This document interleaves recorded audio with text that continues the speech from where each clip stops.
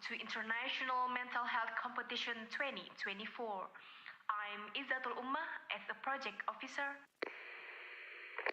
And I'm Wmhd as a vice project officer of Imention 2024. We'll be guiding you for the rest of this event. Let's enjoy the show and have a great time. All crew standby. Audio standby.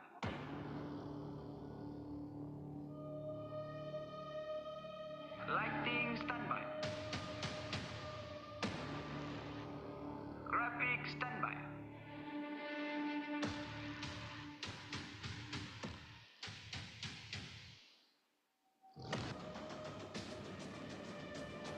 Okay, let's start countdown in 5, 4, 3, 2, 1.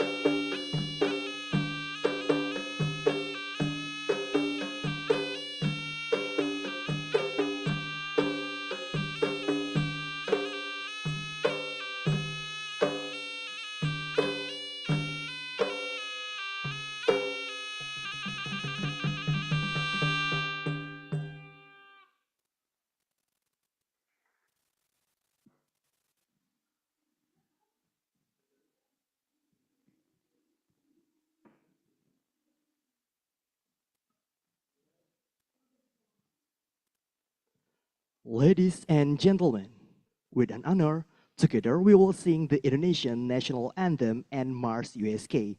For our guests, with an honor, please stand up.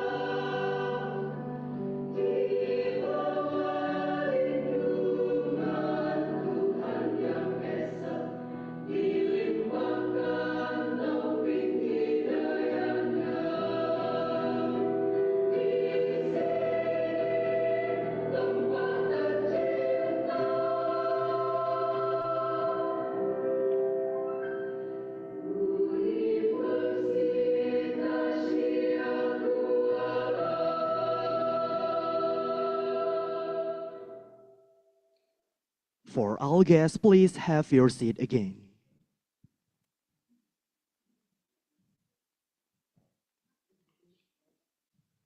Please welcome our Master Rian Maulana.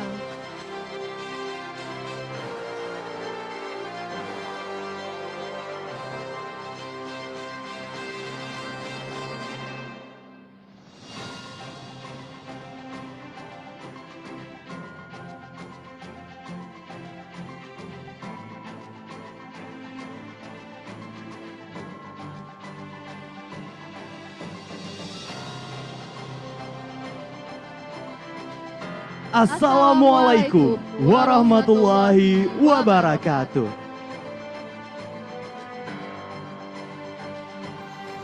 All praises be to Allah who has given us wealth and opportunity so we can meet together in this very wonderful condition.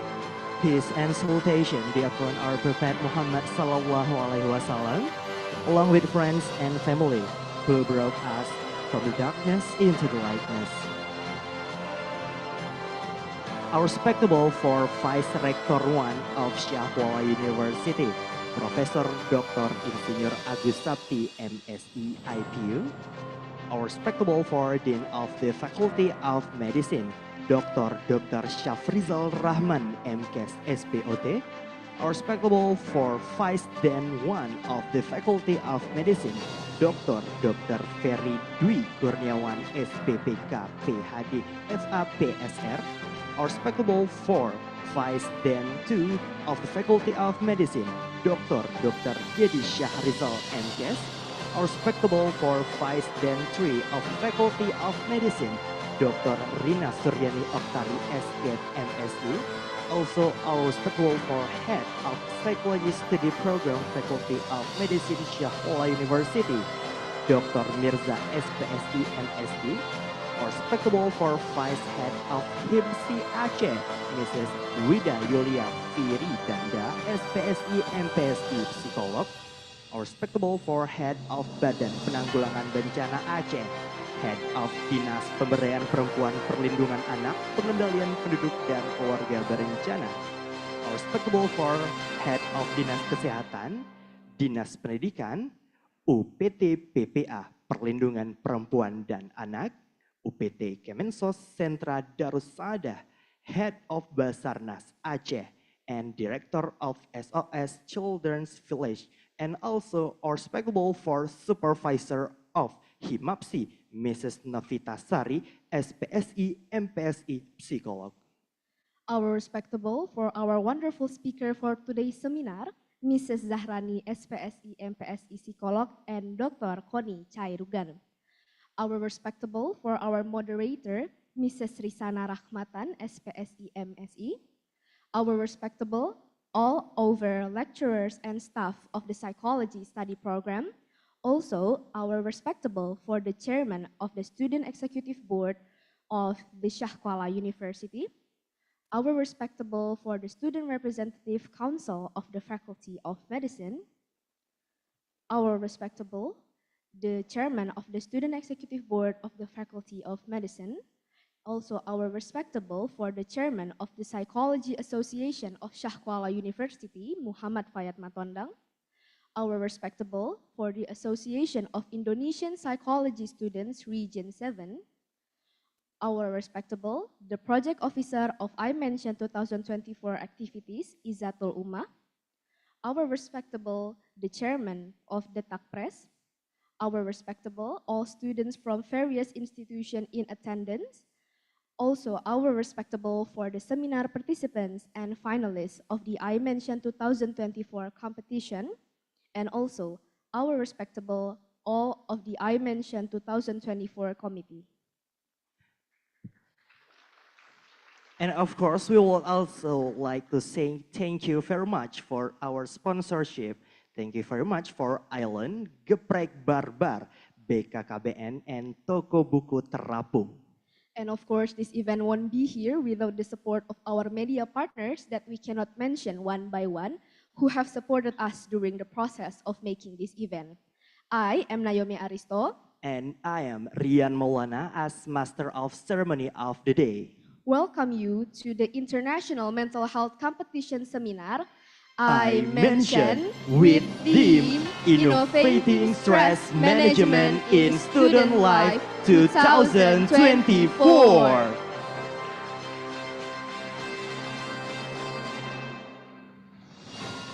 Ladies and gentlemen, to bless our event today, let us listen to the recitation of the holy verse of the Al-Quran that will be recited by Shaukal Razkana. Time is yours.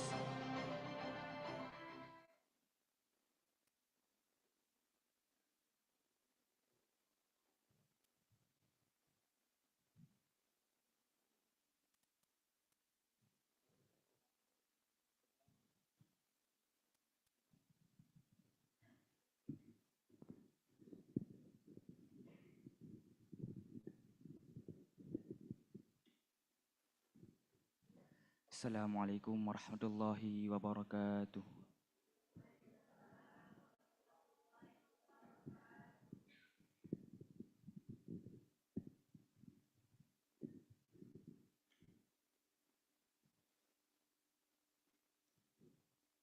A'udzu billahi minasy syaithanir rajim.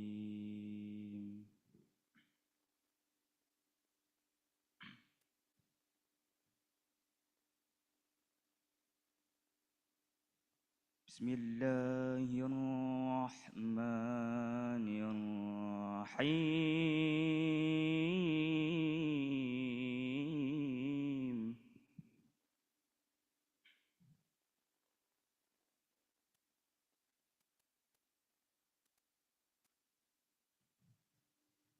قل سيروا في الأرض فانظروا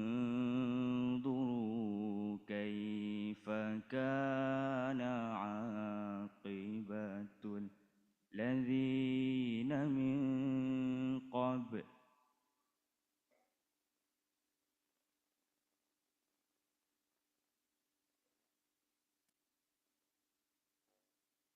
كان أكثرهم مشركين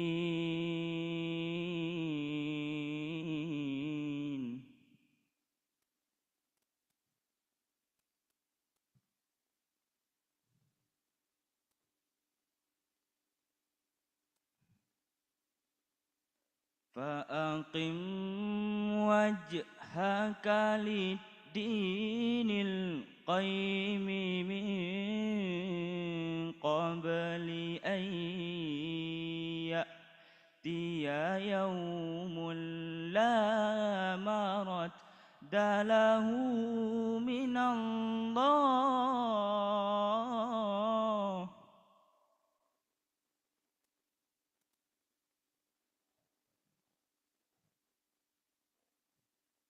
أن يأتي يوم لا مرد له من الله يومئذ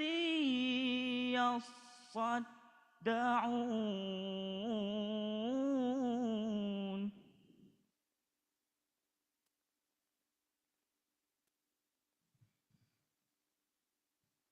من كفر فعليه كفره ومن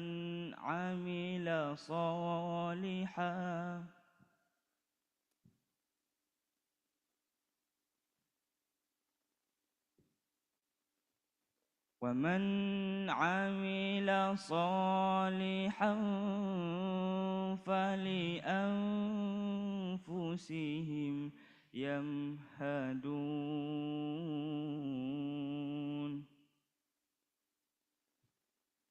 صدق الله العظيم.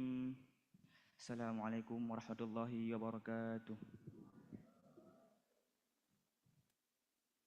Sadaqallahu Azim. Allah is most truthful in all His words. May both the reciter and also the listener receive the same blessing. Amin. Amin. Ya Rabbal Alamin. Ladies and gentlemen, for the next agenda, we will listen to the welcoming speech by Project Officer of Imention 2024 that will be delivered by Izzatul Ummah. To Izzatul Ummah, time is yours.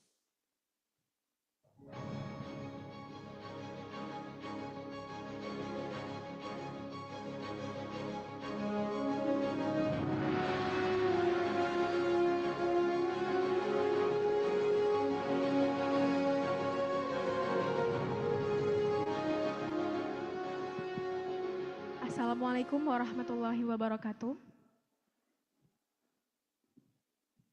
Alhamdulillahirabbil alamin. Assalatu wassalamu ala asyrafil anbiya'i wal mursalin wa ala alihi wa sahbihi ajmain. All praise to Allah who has given us health and opportunity so we can meet together here at Imention 2024 seminar event on this wonderful condition. Peace and salutation upon our Prophet Muhammad sallallahu alaihi wasallam, who has brought us from the darkness into the lightness. My respectable to the Vice Rector of Academic Syekh Kuala University, Professor Dr. Insinyur Agus Sapti, MSc IPU. My respectable to the Dean of Faculty of Medicine, Syekh Kuala University, Dr. Safrizal Rahman, MCAS SPOT. My respectable to Vice Dean of Academic Affairs, Faculty of Medicine, Syekh Kuala University, Dr. Ferry Dwi Kurniawan, SPPK, PhD. My respectable to Vice Dean of Research and Finance, Faculty of Medicine, Syekh Kuala University, Dr. Dedi Syahrizal, MCAS.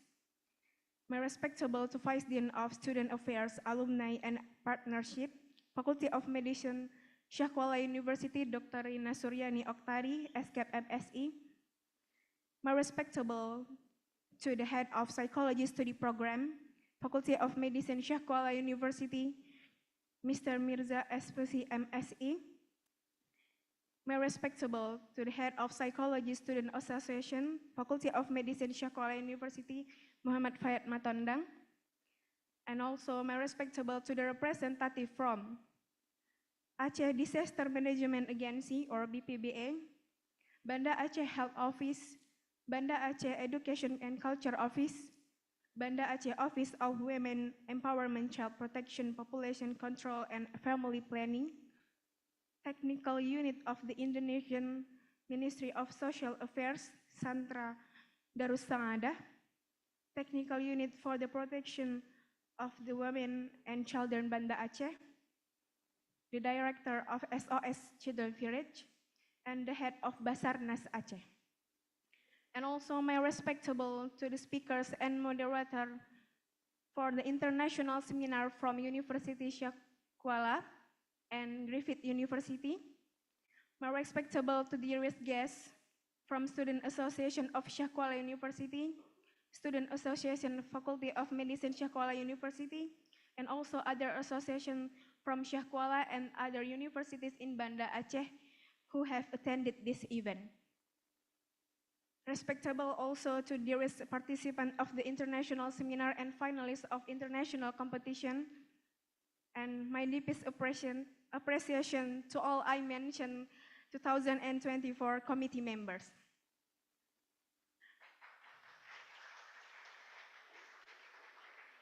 Respected ladies and gentlemen, Imention or International Mental Health Competition is an event initiated to commemorate the World Mental Health Day 2024.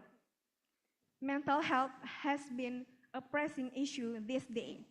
So Imention means to provide a platform for the society, especially for younger generation like student college, to understand, educate, and actively contribute in promoting mental health.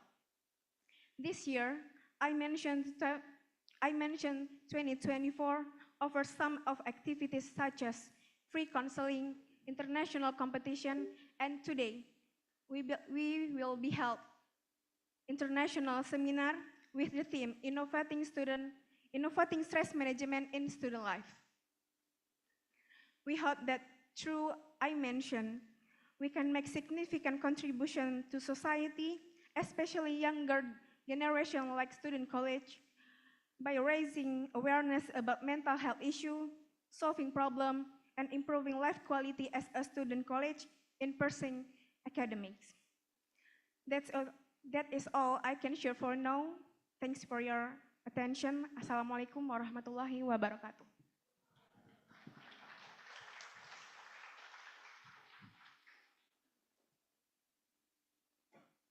Ladies and also gentlemen, next we will hear a welcoming speech that will be delivered by Dean of the Faculty of Medicine, Dr. Shafrizal Rahman, MKes SPOT. With an honor, the time is yours.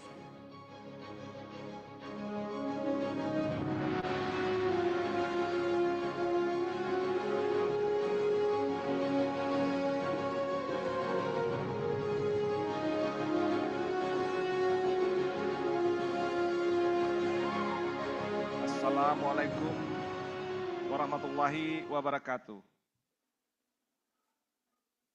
Alhamdulillahirabbil alamin.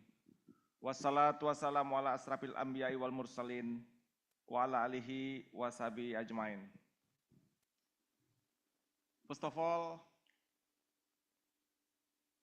I would like to say thank you so much for the times and opportunity that you give for me to give a brief speech in front of all of you. On behalf of God, the most gracious and most merciful, and salam to our Prophet Rasulullah Muhammad sallallahu alaihi wasallam. Honorable guests, our leader, Bapak Rektor, which today is represented by Professor Agus Sapti, Vice Rector of the Academic Affair, and also from representative from BPBA or Aceh Disaster Management Agency, and province or maybe district Ministry of Health or representative, Banda Aceh Education and Cultures Office, Banda Aceh Office of Women Empowerment, Child Protection, Population Control and Family Planning, Technical Unit of Indonesia Ministry of Social Affairs, Sentra Darussalam, Technical Unit on Protection of the Women and Children, Banda Aceh, and also Director of SOS Village, and all other guests that I'm not mentioned yet. Forgive me, I apologize. Today, we are in the middle of a very interactive moment that unexpected events. Last year, we don't have any international competitions with hosting by the students. But today, unexpectedly, you students, especially from the psychological programs, suddenly coming with a very beautiful idea that you can collect all of the students, at least from the flag that you put in the screens, at least there is 6 countries attend this beautiful event. This Imention is very strategic because nowadays you are in the technology era where all of you very busy with your own mobile, with your own gadget, with your own technology, which is meaning that interactions between people to people as a human before is not as much as in our era. So maybe that's also make you have another mental problem. So these inventions will be a great opportunity to you as a young people to research, to search things, to contribute your knowledge and also your idea to become a solution for your next generations. I also would like to say thank you very much for the organizing committee that already prepared this beautiful competition and hope this is not the first and the last competitions. I hope this will be continue with the second, third, and more Imentions next coming years. And this is become our flagships competitions in medical faculty or even in Syah Kuala University. This competitions is not about the winning. This competition is about the effort. This competition is about the idea. In also this competitions about the connections. Today you are students. Today you are learning. Today you are not doing this perfect. The perfect things is the unperfect things. So in bahasa I say, ketidaksempurnaan kalian sebagai mahasiswa bagi kami itu adalah kesempurnaan. Because you are now student. And also in this moment, I would like to say to our Vice Rector, on behalf of Medical Faculty, we would like you to officially open this first Imentions competitions, and also for all of the students. We are together now. We as the leaders just push you forward to do the best, not only for yourself, but also for our country. Thank you so much. Assalamualaikum warahmatullahi wabarakatuh.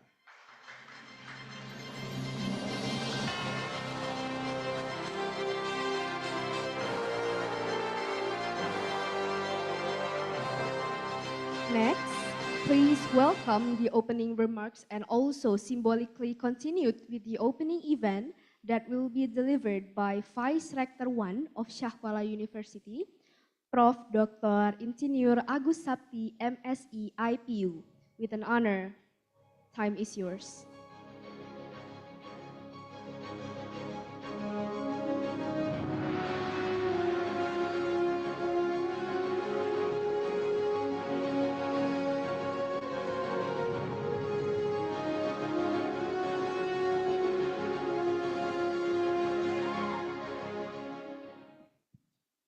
Bismillahirrahmanirrahim.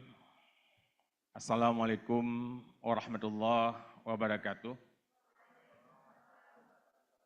The Honorable Dean of the Faculty of Medicine of Universitas Syah Kuala, Pak Dr. Safrizal Rahman, Vice Deans of the Faculty of Medicine, Bu Okta, Pak Ferry, Pak Dedi, and the Head of Psychology Study Program, Pak Dr. Mirza, representative from the BPBA, Pak Fadli, and the Dinas Kesehatan, Dinas Pendidikan, kemudian DP3A, P2KP, and UPT BPA, Sentra Darussaidah Kemensos, and the esteemed academic colleagues from the Universitas Syah Kuala, our honored guests, distinguished speakers from Universitas Syah Kuala and Griffith University, who have joined us both in person and online, and all the dedicated committee members and participants supporting International Mental Health Competition 2024. Let's begin by expressing our deepest gratitude to Allah Subhanahu wa Ta'ala for His grace and blessing, which allow us together for this meaningful occasion, the opening of International Mental Health Competition 2024. May peace and blessing also be open to Prophet Muhammad sallallahu alaihi wasallam, who teaching guide us in pursuit of knowledge and enlightenment. It is my honor to stand before you today on behalf of the Rector Universitas Syah Kuala to welcome you all to Universitas Syah Kuala. The theme of this year's event, Innovating Stress Management in Student Life, is both timely and essential. Students today face multitude of the academic pressure, personal responsibilities, and the constant demand of an ever-evolving world. Without effective stress management, these challenges can profoundly impact their mental health, physical well-being, and academic success. Universitas Syah Kuala is committed to nurturing not only the intelligence but also the resilience and well-being of our students.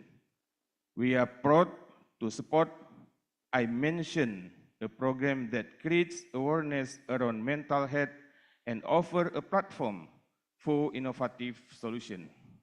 From free counseling session, international competition, to thought-provoking seminar, this event is crafted to address the growing importance of mental health in student life.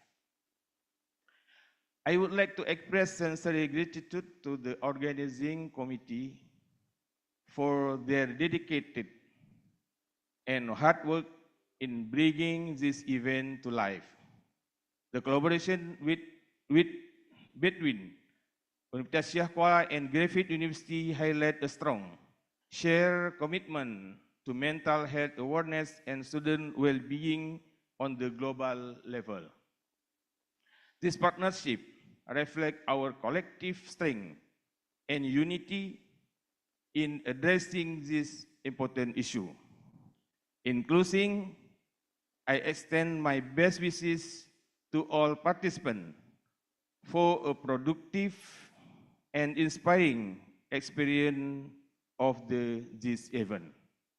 May this event spark meaningful ideas and discussion that empower students to better understand, manage the stress, and take care of their well-being. With that, on behalf of the Rector Universitas Syah Kuala, I declare the International Mental Health Competition Imention 2024 officially open. Thank you once again for joining this event. Wassalamualaikum warahmatullahi wabarakatuh. For Vice Rector 1, we kindly beg you to stay on the stage because we're gonna do the symbolic opening ceremony with a few punch to the Acehnis traditional instrument called rapai. And we also respectfully invite Dr. Shafrizal, Mr. Mirza, and Miss Iza to come and join us on our honorable stage.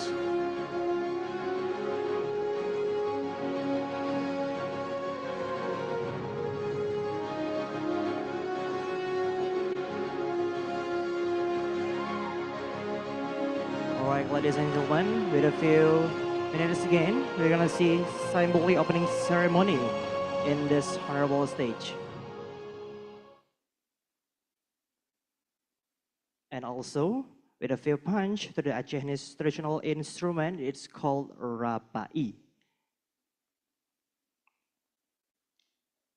All right, honorable ladies and gentlemen, as we see already on the stage, so we will see together the amazing symbolic opening ceremony of Imention 2024 with a countdown.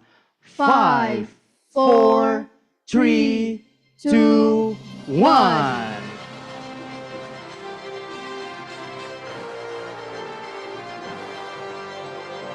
Alhamdulillah, International Mental Health Competition Seminar Imention with the theme Innovating Stress Management in Student Life 2024 officially open.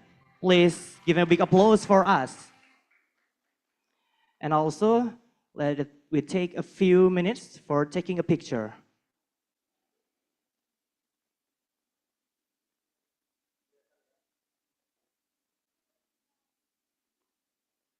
All right, once again, please give a big applause for us. because this is a very amazing and wonderful moment.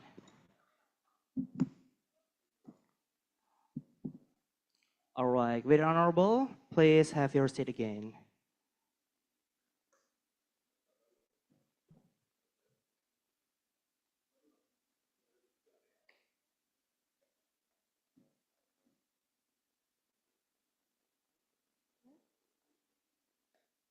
Ladies and gentlemen, next we will see the MOU signing event by Psychology Study Program together by Dr. Syafrizal with BPBA, DP3AP2KB, Dinas Kesehatan, and also SOS Children's Village.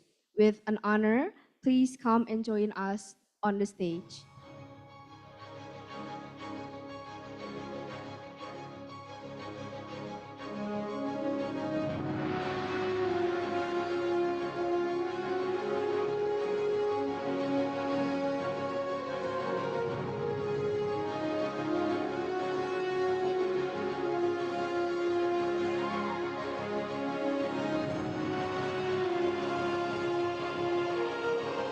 For Dr. Syafrizal and also representative from BPBA, DP3AP2KB, Dinas Kesehatan, and SOS Children's Village, please come to the stage.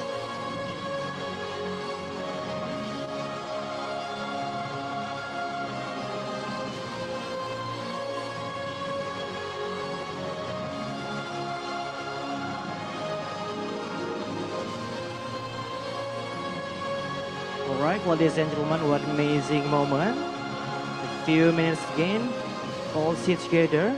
The signing event by Psychology Study Program, Dr. Syafrizal together with BPBA, DP3AP2KB, Dinas Kesehatan, and also SOS Children's Village.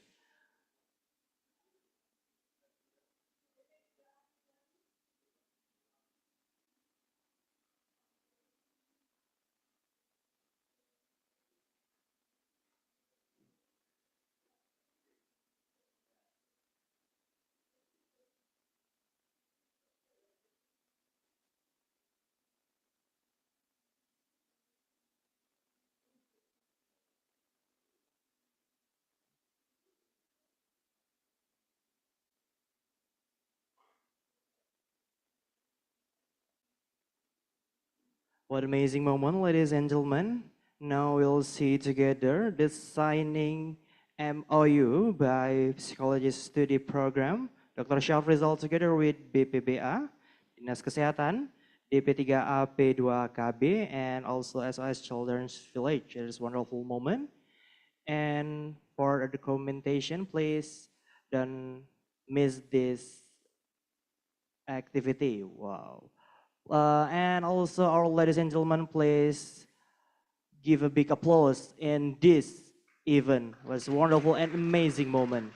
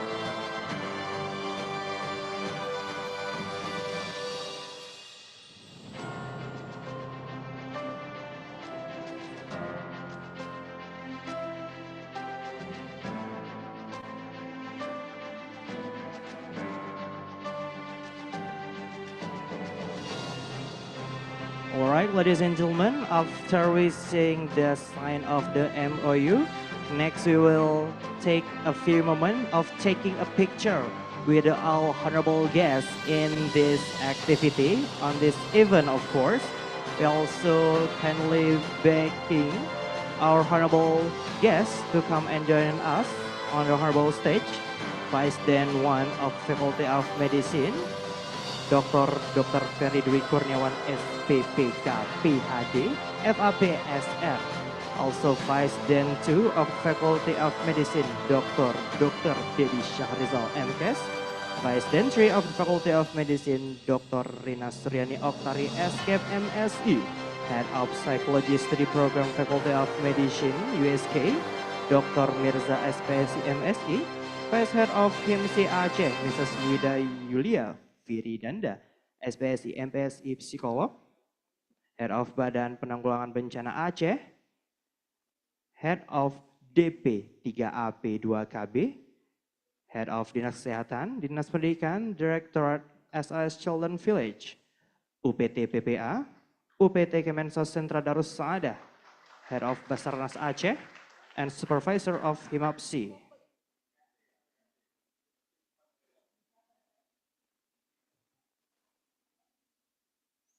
What amazing moment, please once again, giving a big applause for us. For the mentioning, for the Vice Rector 1, for the Dean of the Faculty of Medicine, please stay on the stage because we want to take.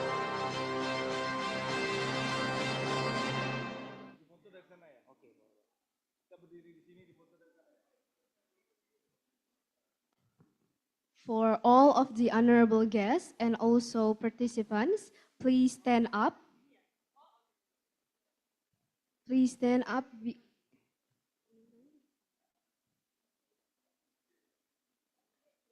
Please stand up because we will do and take documentation.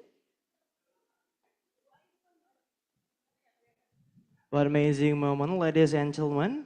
Please. All right, please.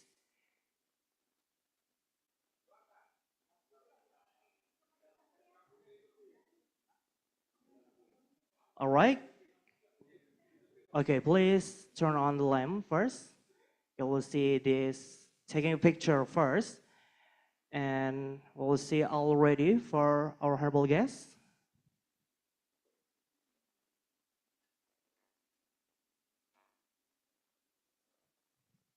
All right, we're in countdown. 3, 2, 1. Okay, once again, 3, 2, 1. Okay, with another pause, maybe. USK unggul.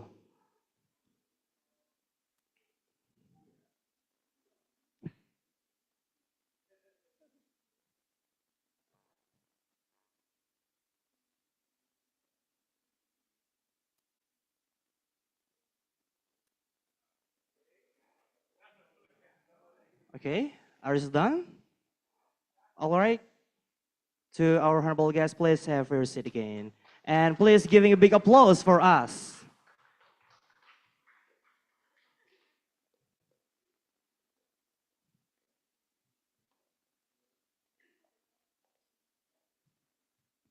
All right, ladies and gentlemen.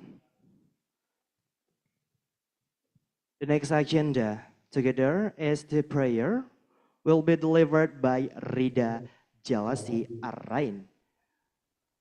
For Rida Jalasi Arain, the time is yours.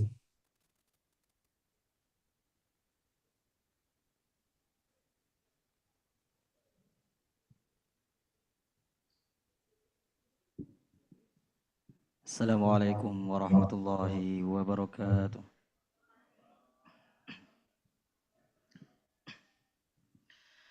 أعوذ بالله من الشيطان الرجيم بسم الله الرحمن الرحيم الحمد لله رب العالمين حمدا يوافي نعمه ويكافئ مزيده يا ربنا لك الحمد كما ينبغي لجلال وجهك الكريم وعظيم سلطانك اللهم صل على سيدنا محمد وعلى آله وصحبه أجمعين. اللهم إنك عفو كريم حليم تحب العفو فاعف عنا يا كريم. اللهم اجعل جمعنا هذا جمعا مرحوما وتفرقنا من بعده تفرقا معصوما.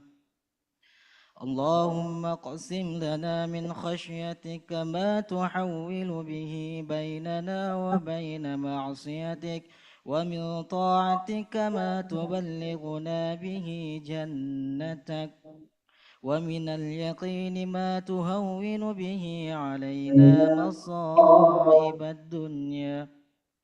اللهم متعنا بأسماعنا وأبصارنا وقواتنا ما أحييتنا، واجعله الوارث منا، واجعل ثأرنا على من ظلمنا، وانصرنا على من عادانا، ولا تجعل الدنيا أكبر همنا ولا مبلغ علمنا، ولا تسلط علينا بذنوبنا من لا يخافك ولا يرحمنا. ربنا ظلمنا أنفسنا وإن لم تغفر لنا وترحمنا لنكونن من الخاسرين. ربنا آتنا في الدنيا حسنة وفي الآخرة حسنة وقنا عذاب النار. وصلى الله على سيدنا محمد وعلى آله وصحبه وبارك وسلم. سبحان ربك رب العزة عما يصفون، وسلام على المرسلين، والحمد لله رب العالمين. السلام عليكم ورحمة الله وبركاته.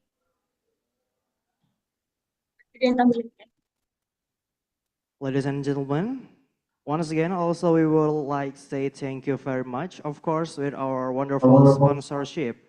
Thank you very much for Island, Geprek Barbar, BKKBN, and Toko Buku Terapung. Yes, and of course, this event won't be here without the support of our media partners that we cannot mention one by one, who have supported us through the process of making this event. All right, now it is time to enter the main event on this day. This is the international seminar with the theme Innovating Stress Management in Student Life, which will guide by our wonderful moderator, of course. And before we enter our series of seminar events, allow us to read the moderator's CV first. She is one of the member of Team C and also part of the Tim Pelaksana Audit Mutu Akademik AIMA AMI USK. And also Mrs. Risana is one of our lecturers in the Psychology Study Program of Universitas Syah Kuala. To Mrs. Risana, please welcome. And please give a big applause for Mrs. Risana.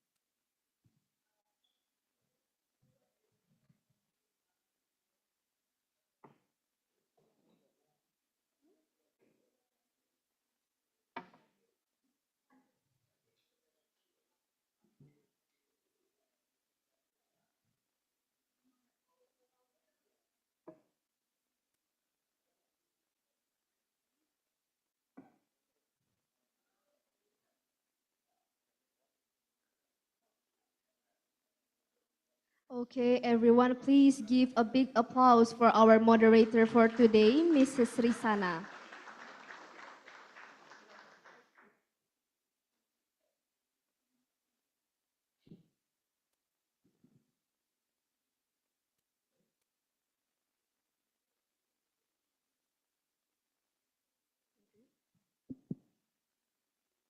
Assalamualaikum warahmatullahi wabarakatuh. Good morning, ladies and gentlemen. On behalf of the organizing committee, welcome all of you to the International Mental Health Petition. Imention. It is a pleasure to see all of you here united by our commitment to understanding and promoting mental health. We are especially honored today by the presence of distinguished guests, including Vice Rector Universitas Syah Kuala for Academic Affairs, the Dean of the Faculty of Medicine, and the Head of the Psychology Department. I would also like to warmly welcome all other guests from various institutions, faculty members, participants, and students who have joined us from various places to contribute to this important event. We deeply appreciate your dedication to mental health advocacy and to improving knowledge and practices in this field. Today's event will be filled with the inspiring talks, insightful discussion, and a spirit of friendly competition among participants. We hope it will not only raise awareness about mental health, but also spark innovation and new ideas that will positively impact our communities. Thank you all for being here. Let's work together to make this event a successful and a memorable one.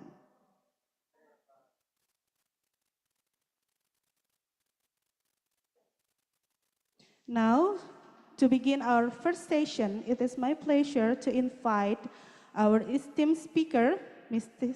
Zahrani, to the stage.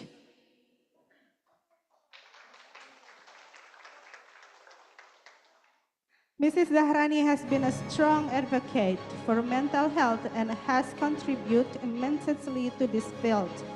Today, we are grateful to have her here today to share her valuable insight. It is my honor to introduce Mrs. Zahrani, who will be presenting the topic, Break the Pressure, Innovative Strategies for Managing Academic Burnout.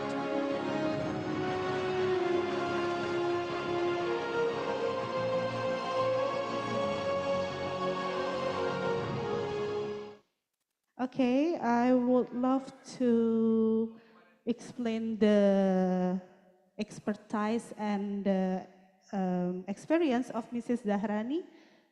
Boleh ditekan kurikulum vitae Mrs. Zahrani.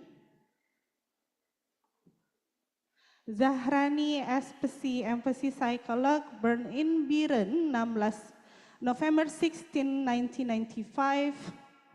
29 years old, is a psychological clinical psychologist and lecturer in Universitas Syah Kuala, Department of Psychology. Okay, I would like to give the floor and the time to Mrs. Zahrani to begin the presentation. Mrs. Zahrani, the stage is yours. Thank you so much, Bu Risana. Assalamualaikum warahmatullahi wabarakatuh. Good morning, everyone. How are you today? Alhamdulillah. Alhamdulillahirabbil alamin. Wassalatu wassalamu ala asyrafil anbiya'i wal mursalin wa ala alihi washabihi ajmain. All the praise to Allah Subhanahu wa taala for giving us the blessing so we can attend today's event in a very good condition. And may salawat and salam are always be given to our Prophet Nabi Muhammad sallallahu alaihi wasallam. The Honorable, the Dean of Faculty Medicine, Bapak Dr. Safrizal Rahman MKes SPOT. The Honorable, the Vice Dean of Resource and Finance, Bapak Dr. Dedi Syahrizal MKes. The Honorable, the Vice Dean of Students Affairs, Alumni and Cooperation, Ibu Dr. Rina Suryani Oktari, SKEP MSI. My respectable to Head of Psychology Program, Bapak Dr. Mirza, SPSI, MSI. my respectable to all the lecturer and staff of Faculty of Medicine of Syekh Kuala University, my respectable to all the guests, to all the participants that being here today. I'm so happy to meet you today. And my respectable and special thanks to the committee. Thank you for inviting me today. It's really a pleasure for me to be here today to stand in front of you all and to share about the mental health topic. Okay, so my topic that I want to share today is can you show the first slide? Yeah, the first slide, please. Yeah, so here is the title of my presentation today, Break the Pressure, Innovative Strategy for Managing the Academic Burnout. Okay, before starting my materials, I want to start the presentation with the question. Can you give us the next slide? Okay, how does it feel to be a college student, to be a university student? Is it tiring, everyone? Yeah, it is tiring. Okay, next slide, please. From 1 to 10, 10, oh my God. Or 11, 12, 100, 1,000. 1 million. Okay, like it's very tiring. Okay, next. Next, please. Yeah, what makes you feel tired? Maybe I want to know what the most thing that makes you feel tired in university. Is it the task, or is it the lecturers, or is it whatever? Can anyone want to share their opinion maybe? What the most thing that makes you feel tired? You can also answer in bahasa ya. If you feel more comfortable to talk in bahasa, you can answer in bahasa. What makes you feel tired during the university? The skripsi, okay. The script suite, okay. The script suite ya Takwa ya. Yeah, okay. Anyone else? Yes? There are a lot of assignment. Okay, yeah. Maybe the assignment and then the practicum, if you have the practicum like that, the skripsi, yeah, it's make us feeling tired. Okay, next slide. If you feel tired, what do you do? Maybe do you go to Lampu, like, do you go to Suzuya maybe, or you listen to music, watching the Korean drama? What do you do? If sleeping, okay, sleeping, like scrolling the TikTok as well. Scrolling the TikTok as well, maybe you do exercise and you might do any other things that make you feel comfortable. Okay, so everyone, actually it is very normal to feel tired during your academic journey in university. But, next slide please. But burnout is more than just tired. Yeah, it's okay to feel tired and take a rest. Remember that you are a human, so it's very okay to feel tired, to take a rest. You don't need to rush in every day 24/7. It's very okay to feel that way. Next, but burnout is more than just tired. Yeah. Burnout is more than that. Burnout is more than the ordinary tired. So what is burnout then? Next, please. Yeah, we talk about burnout. We talk about the academic burnout. What is it? The academic burnout can be defined as a negative emotional, physical, and mental reaction to prolonged study that result in exhaustion, lack of motivation, and reduced ability in school.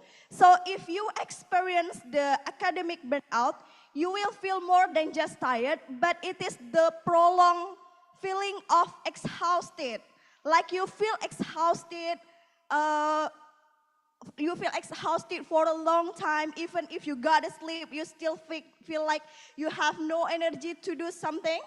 And then it might include the avoidance of the task. You might avoid the task, you might avoid the class, and then you might have the feelings of inability to cope with the lectures, that you find your assignment is very difficult, that you find the lectures is very difficult and you avoid that thing. That we call the academic burnout.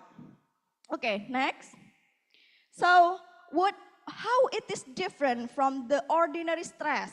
Yeah, before we talk about the stress, so what is the difference about the ordinary stress and academic burnout? So actually it's very different, yeah. What is different then? The ordinary stress, it's occur on a short time due to a certain condition. Yeah. So for example, if you are in week UTS maybe, you will feel the stress. But when the UTS pass, like when the exam week pass, you will feel okay again.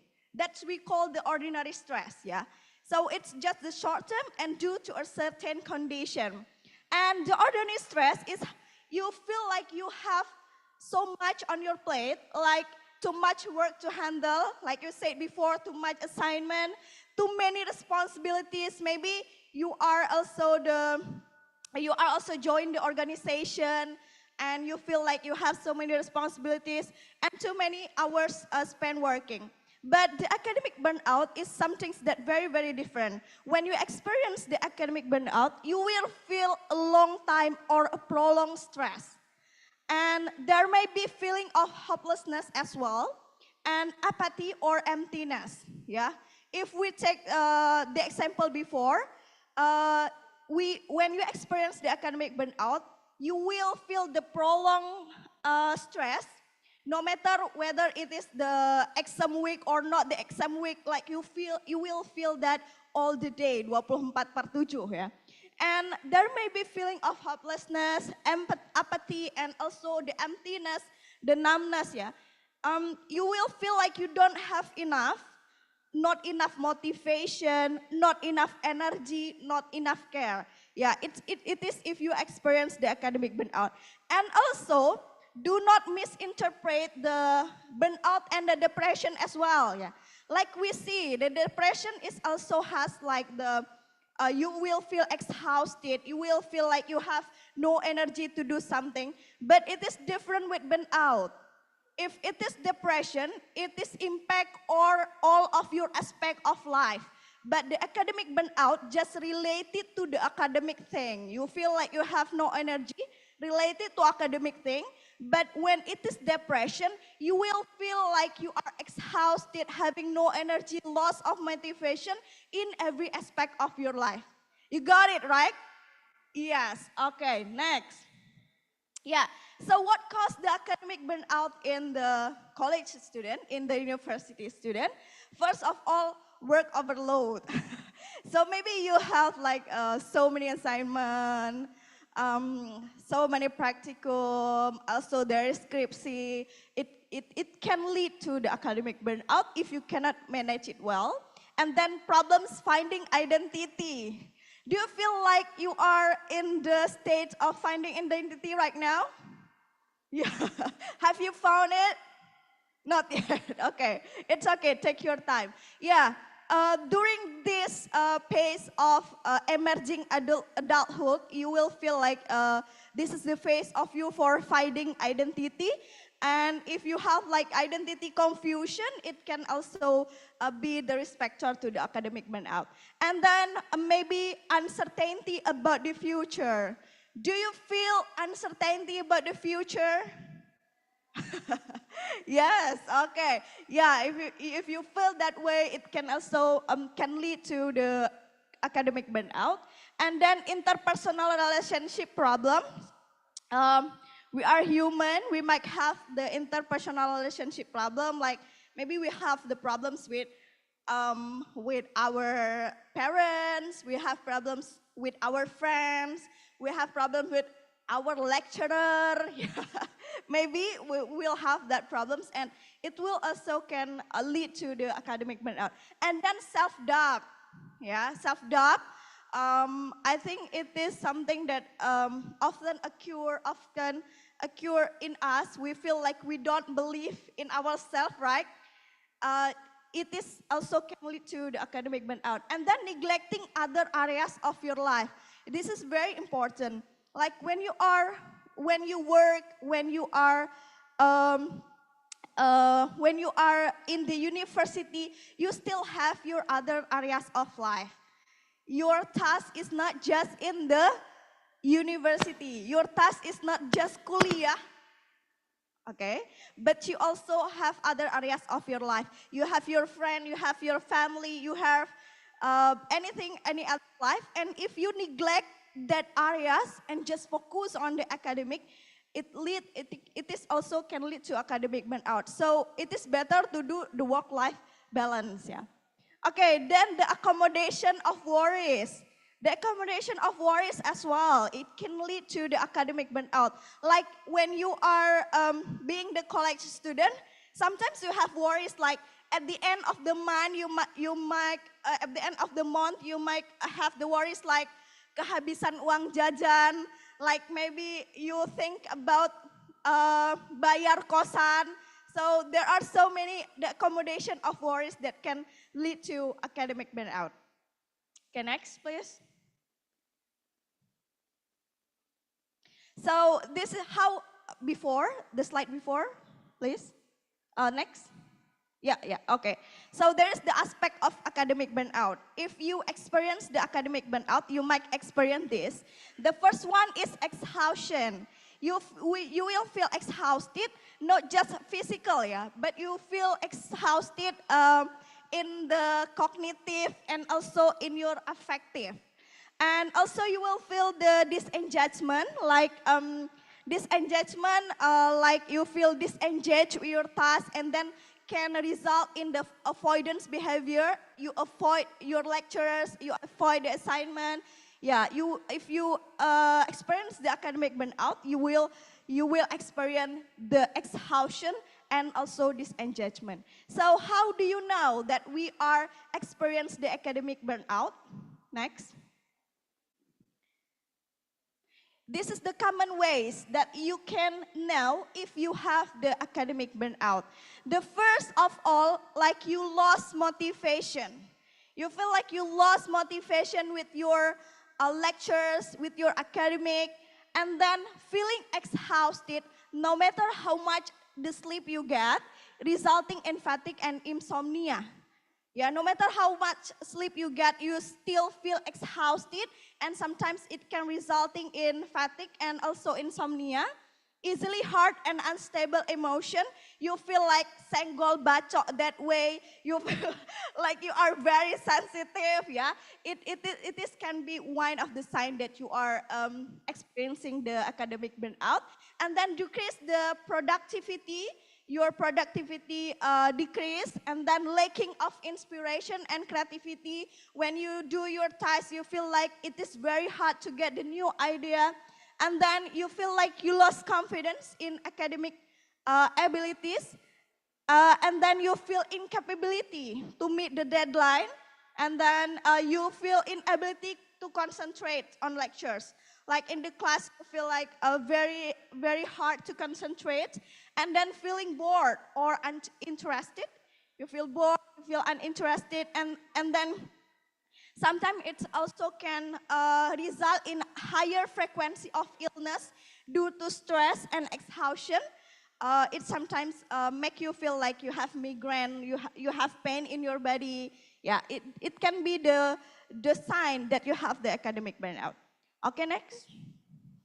Yeah, this is the symptoms. Yeah, the symptoms might be physical, emotional, and behavioral.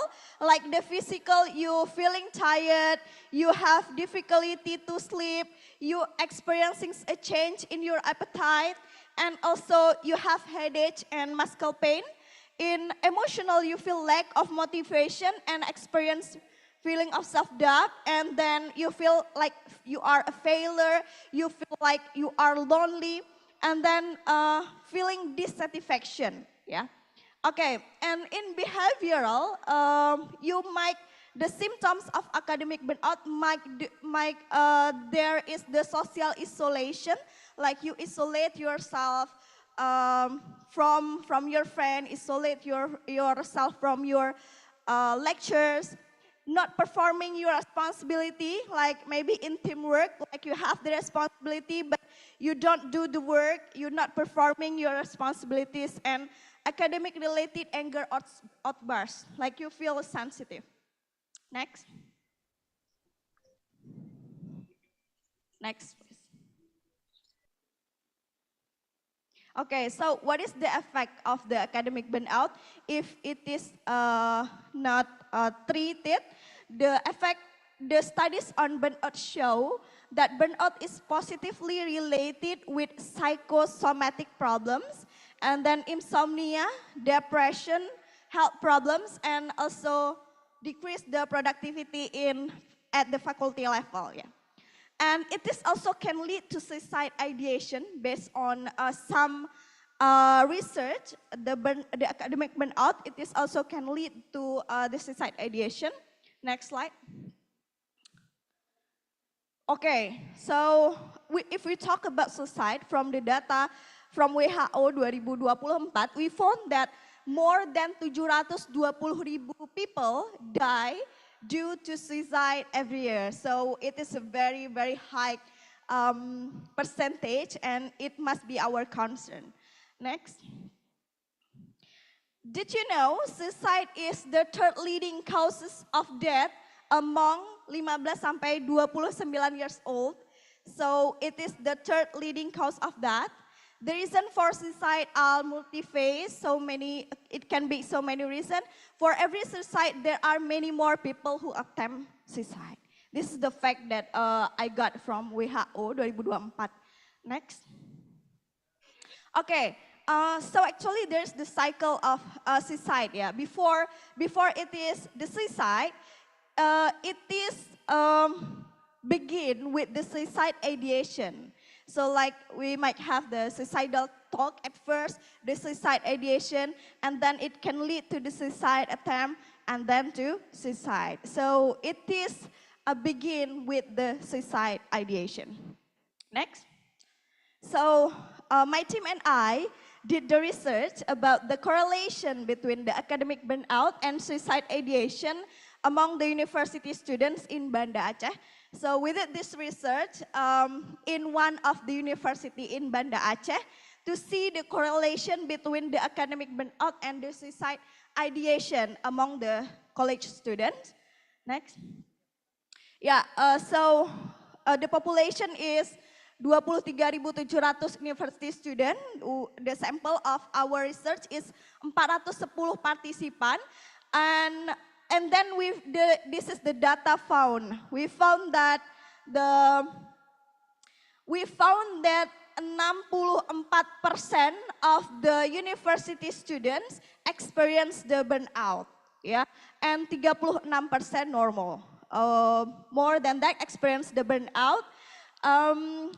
34% experience the burnout, and then 21% just experience the exhaustion, but still engaged, like they feel very exhausted, but still engaged with their lectures, and 9% feeling the disengagement. So they just feel like disengaged with their lectures, but doesn't feel exhausted. And this research also found that 20,24% or like 83 students of the participant had suicidal talk or had the suicide ideation. Like 83 students had the suicide ideation from the 410 participant. Okay, next. We also found, we analyzed with Spearman rank test, and we also found that the academic burnout is significantly correlated with the suicide ideation. And we also analyzed what is the most problem that they feel more problematic or they concern. We found that the academical problem, and then the economical problem, and then the family problem. That's the third leading factors that are correlated with academic burnout and suicide ideation among our participants. Okay, next. So what to do? How to manage our academic burnout? If you feel the academic burnout, how to manage it? Okay, next. There are some ways on how to manage it. Yeah. First of all, you can take the regular breaks when you during your study. During your study, you can take the regular breaks because taking a break is very, very important. Break is part of productivity as well, yeah. So you can do the 20-20-20 technique. So you after you work 20 menit, you then can see something in the distance of 20 meter away in 20 detik. That's we call the 20-20 technique. Yeah. When you work with your computer or when you read your book, you can do like after 20 menit, you see something 20 meters away in 20 seconds, in 20 seconds. Yeah. That's we call 20-20-20 technique. Okay, and then do the exercise. Yeah, exercise is very important. It can give you the new energy. It can make you feeling more fresh. So you have to do the exercise. And then make time for enjoyable activities. Plan your enjoyable activities as well. And develop good relationship with professor and classmates, of course. Next. Okay. And then you need to set the reasonable goals and get better at time management. This is very important. Like you need to set the reasonable goals. The goal must be reasonable. If you have the very big goal, you need to make it to more detailed or tiny detail goals. For example, like if you have the goal like I want to finish script C. Yeah, I want to finish script C. Then you need to make it to very detailed goal. Like, for example, today I want to write like 3 paragraphs. Today I want to write like 2 journals. You have to make it to detail. So it can be more easy for you to achieve the goal. Yeah. So remember to make it reasonable. And then you need to set the boundaries. You need to learn to say no for things that you feel like not important for you. You have to learn to say no. And then learn to delegate the task. Not everything should be doing by you. So you need to learn to delegate the task. And of course, avoid the procrastination. Do you do the procrastination? Sistem kebut semalam. Okay, so avoid the procrastination because one procrastination can lead to another procrastination, and then can make your brain like feeling like dark. Yeah. So, so please avoid the procrastination. Okay, next slide. Okay, plan your break as well. Don't just plan your working hours, but also plan your breaks. It is very important. You can use the Pomodoro technique. I think this is one of the very simple technique, but it can work. The Pomodoro, it is not the mall in Medan. Yeah? It is the Pomodoro technique. Okay, what is the Pomodoro technique? First of all, you need to select a single task to focus on. Yeah, so I don't suggest you to do multitasking because multitasking is not good for your brain, and you cannot get full concentration of it. So it's better to select a single task to focus on, and then set a timer and work continuously for 25 minutes. Work continuously for 25 minutes, and then take a productive 5-minute breaks. After you work like 25 minutes. You do the 5 minutes break. In this 5-minute break, you can do anything that feels good for you. And then repeat it for 4 rounds. So like 25 and then take a break for 5 minutes and then work again 25 minutes and then take a break again in 5 minutes and do it in 4 rounds. Yeah.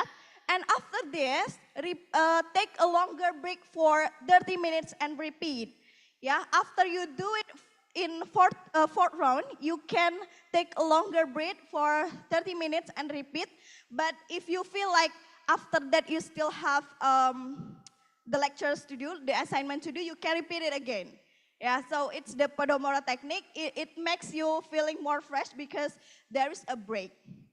Yeah, and then work-life balance. It's very important to have the work-life balance. Don't just focus on your academic. It is good to focus on your academic, but you still have other areas of life, so you need to do the work-life balance. And then the most important thing is seek help if you need.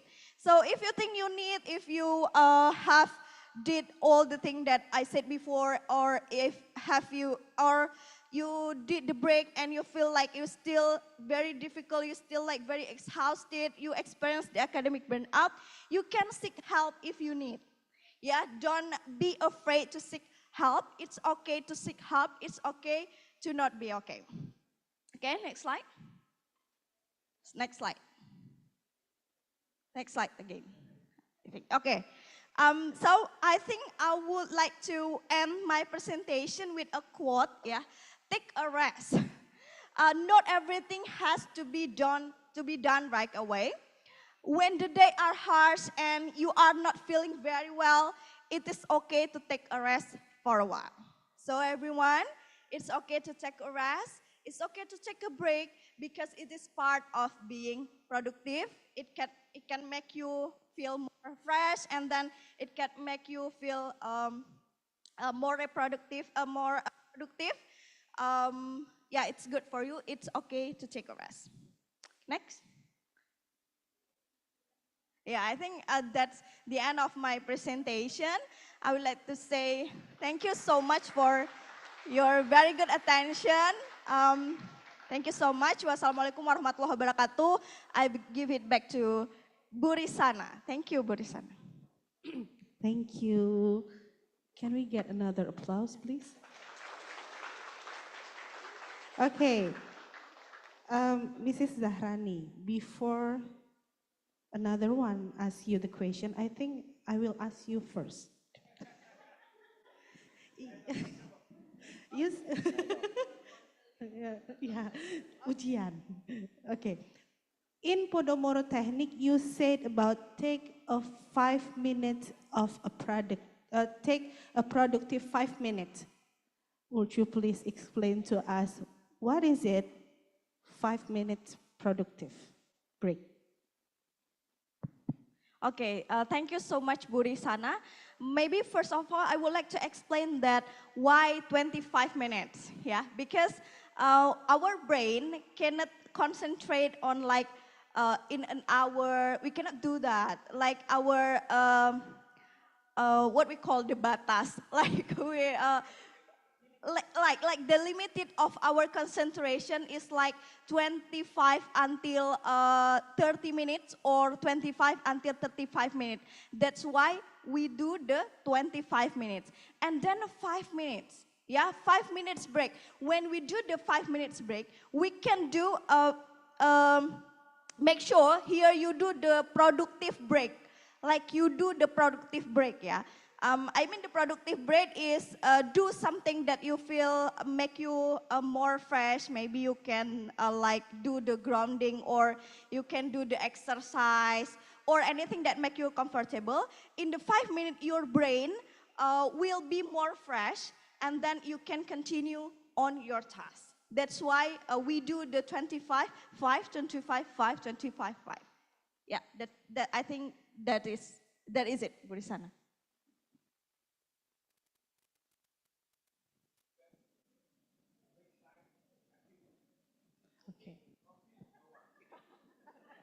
Okay, actually, it is depend on you, what you feel it is comfortable for you, and what you work for you, because sometimes the things that work for me doesn't work for you. But the more ideal thing actually is to do the exercise, to make your body move, to drink the water, to eat the nutritious food. Yeah, yeah. But sometimes if you feel like it is help for you, like scrolling the social media, you can also do it, but make sure it is effective for you, yeah. Otherwise, no problem will come. Like you will scrolling the social media for the other 25 minutes, then that's the problem. So find the effective way for you. Okay, thank you, Mrs. Zahrani. Now we will move on to Q&A session. This is a wonderful opportunity for everyone to ask questions and gain a deeper understanding of the strategies discussed. If you have a question, please raise your hand and please kindly introduce yourself briefly before ask your question. Anyone?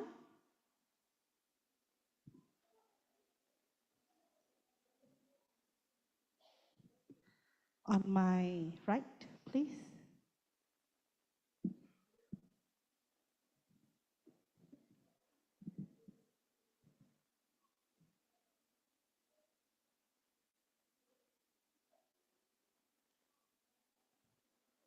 Okay, Assalamualaikum warahmatullahi wabarakatuh. Thank you for the opportunity. My name is Sharifah Aulia Rahman, and I am from the Universitas Syah Kuala, majoring in the Faculty of Teacher Teaching. So, in this age and day, there is many ways to manage our stress or the struggle that we have. I would like to know, back in the day when you're in college, which way is the more effective way that you think can impact your wellness in mental health? That's all, thank you. Assalamualaikum warahmatullahi wabarakatuh. Would you please repeat? How is your own self-regulation to manage your mental health well-being? Thank you. Okay, thank you. Maybe another one from my left.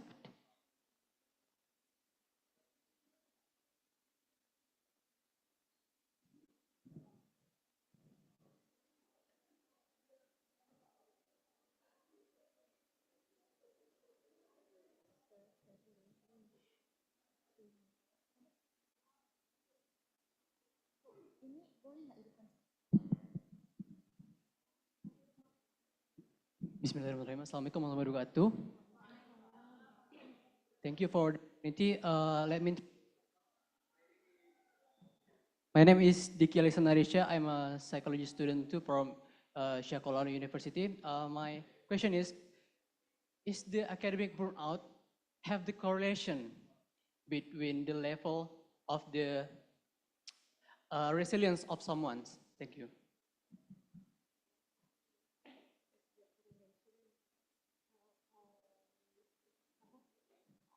Resilience of what, Diki? Oh, academic resilience. Okay, thank you so much. Academic resilience. Okay, Mrs. Zahrani. Okay, thank you so much for the question. The first question is how self-regulation to manage the mental health at the faculty level. Yeah, how to regulate ourselves. Okay.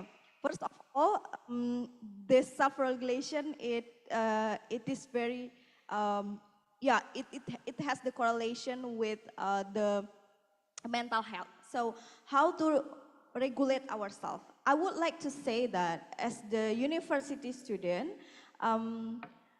the simple way you can regulate yourself is by plan your goal. First of all, you need to set your goal, and then you need to make like the to-do list every day. It is work for me. Maybe you can try as well. Like you make the to-do list for every day. Like today, what you're going to do today? You make the to-do list, and the to-do list can be not just about your academic, but also can be sometimes like you make the list of when you do your hobby, when you make time for socializing, it can help. Yeah. So you set your goal and then make your goal to more tiny detail, and then you make the to-do list every day, and then you make the checklist. Yeah.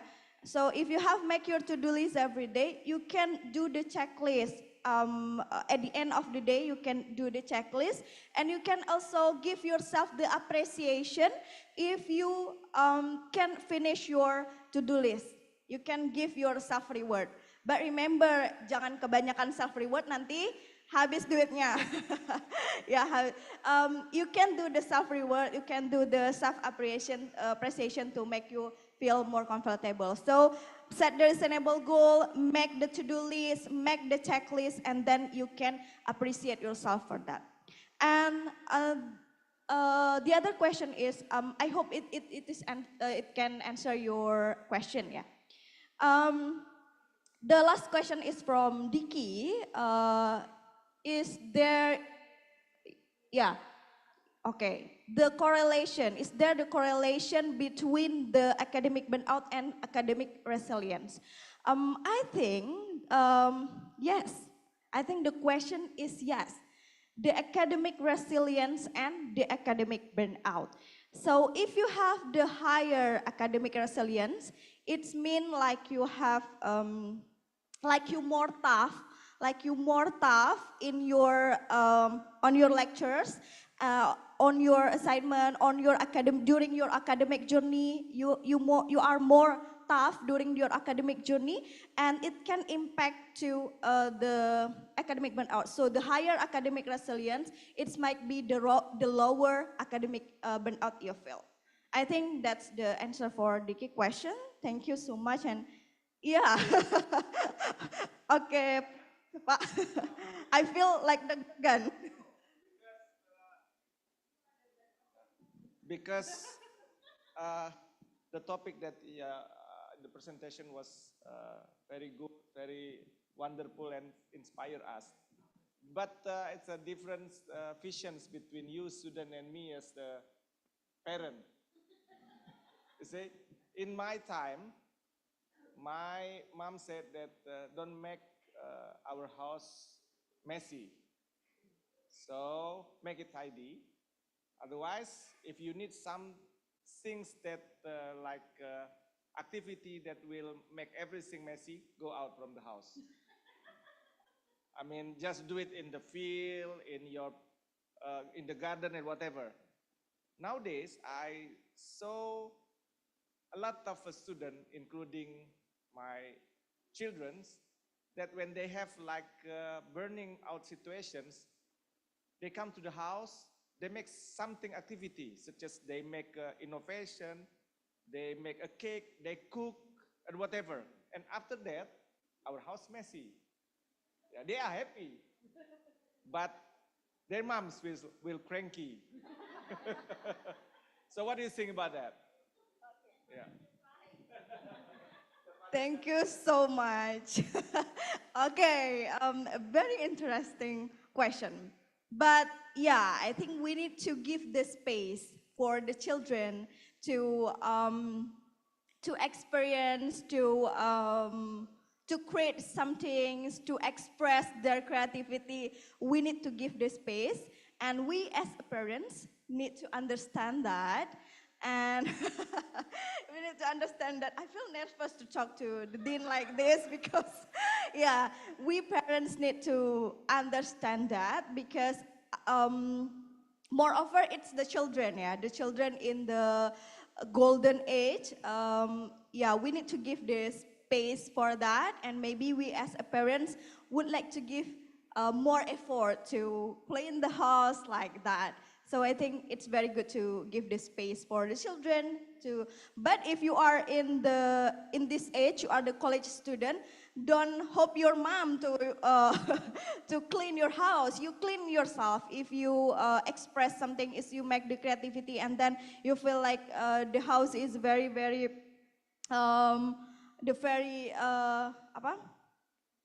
messy. You need to clean it up yourself. I think that's all. Thank you so much. Give it back to Bu Risana.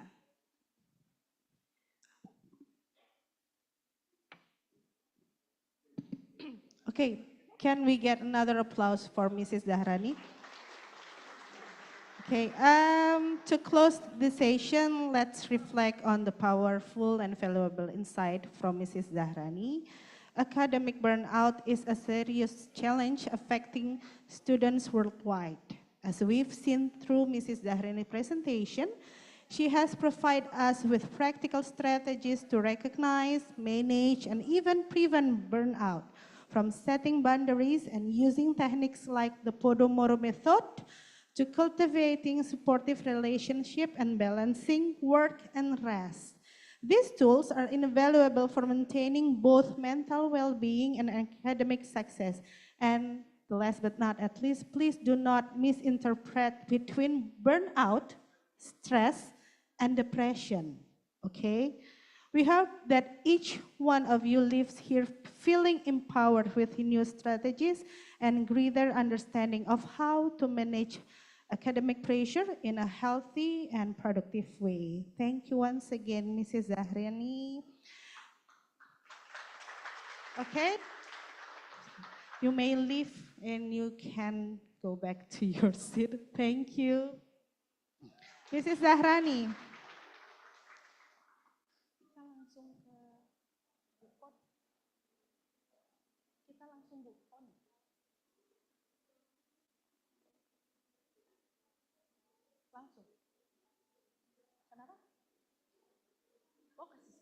Okay, back to the committee, please.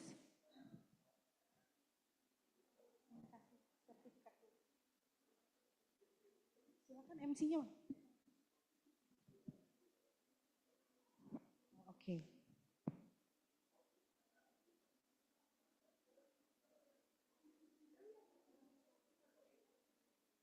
Okay, Mrs. Zahrani, would you please, Mrs. Zahrani,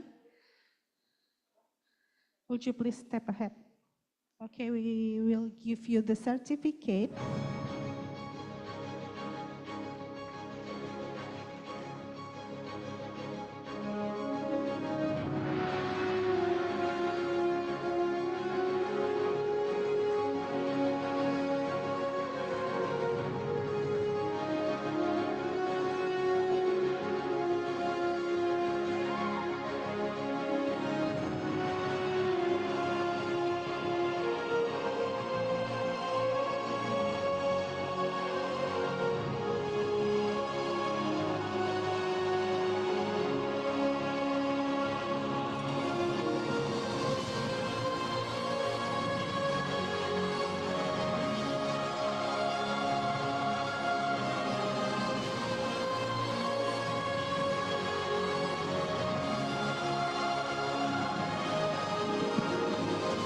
Okay, I will give the session back to the MC.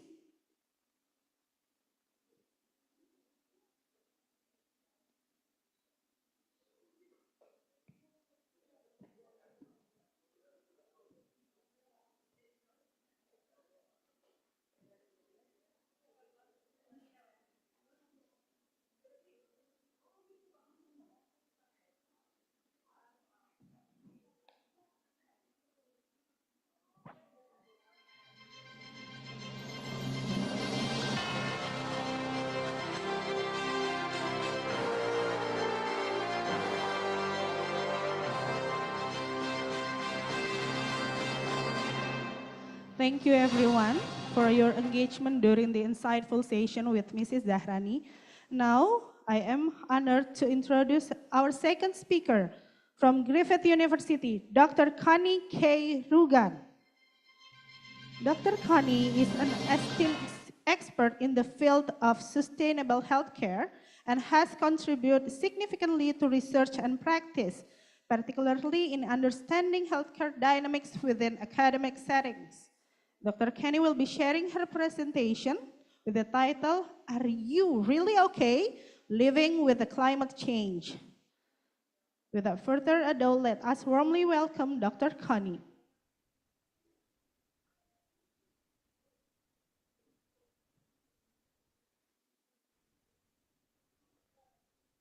Hello. Hi, thank you very much. Can you hear me? Hello, Dr. Connie. Hi.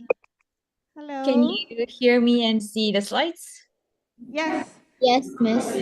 Yes, thank you. Amazing. Dr. Connie, the stage is yours. Thank you very, very much. And I just also want to extend a warm congratulations to the whole amazing Imention organizing committee, Izal and your team. It's wonderful to see all these very heartwarming initiative, as well as all the mental health practitioners and advocates in the room. I'm very sorry to not being in person with you, but today in virtual. I'm joining from Griffith University together with my colleague, Aiza Naige. So she later will be talking about some amazing initiative that she initiated, I guess, in Griffith University. So very, very difficult to follow with such a very powerful presentation from our previous speaker. From my perspective, I'll be giving you some evidence or research that are emerging that is impacting our mental health. So Are You Okay? It's actually a national campaign in Australia to really raise the awareness on suicide. So a national suicide prevention that is inspired and hopefully empower everyone to meaningfully connect with the people around us, and also start a conversation like with those that their world may be struggling with life. So this is actually a very good initiative and opportunity that we could start to care and connect with people around us. Just like what the previous speaker was mentioning about, sometimes we get so much time on our very little mobile with our gadgets. Sometimes we forgot that connecting with other people and the nature around us, it's such a very important. So I'll be talking about Are You Okay? And really, really, are you really okay living in this chaos climate condition? So I guess, are you okay? Like, how do you feel today? So 1, 2, 3, 4, and 5. So if you are happy, you could share which one you resonate the most.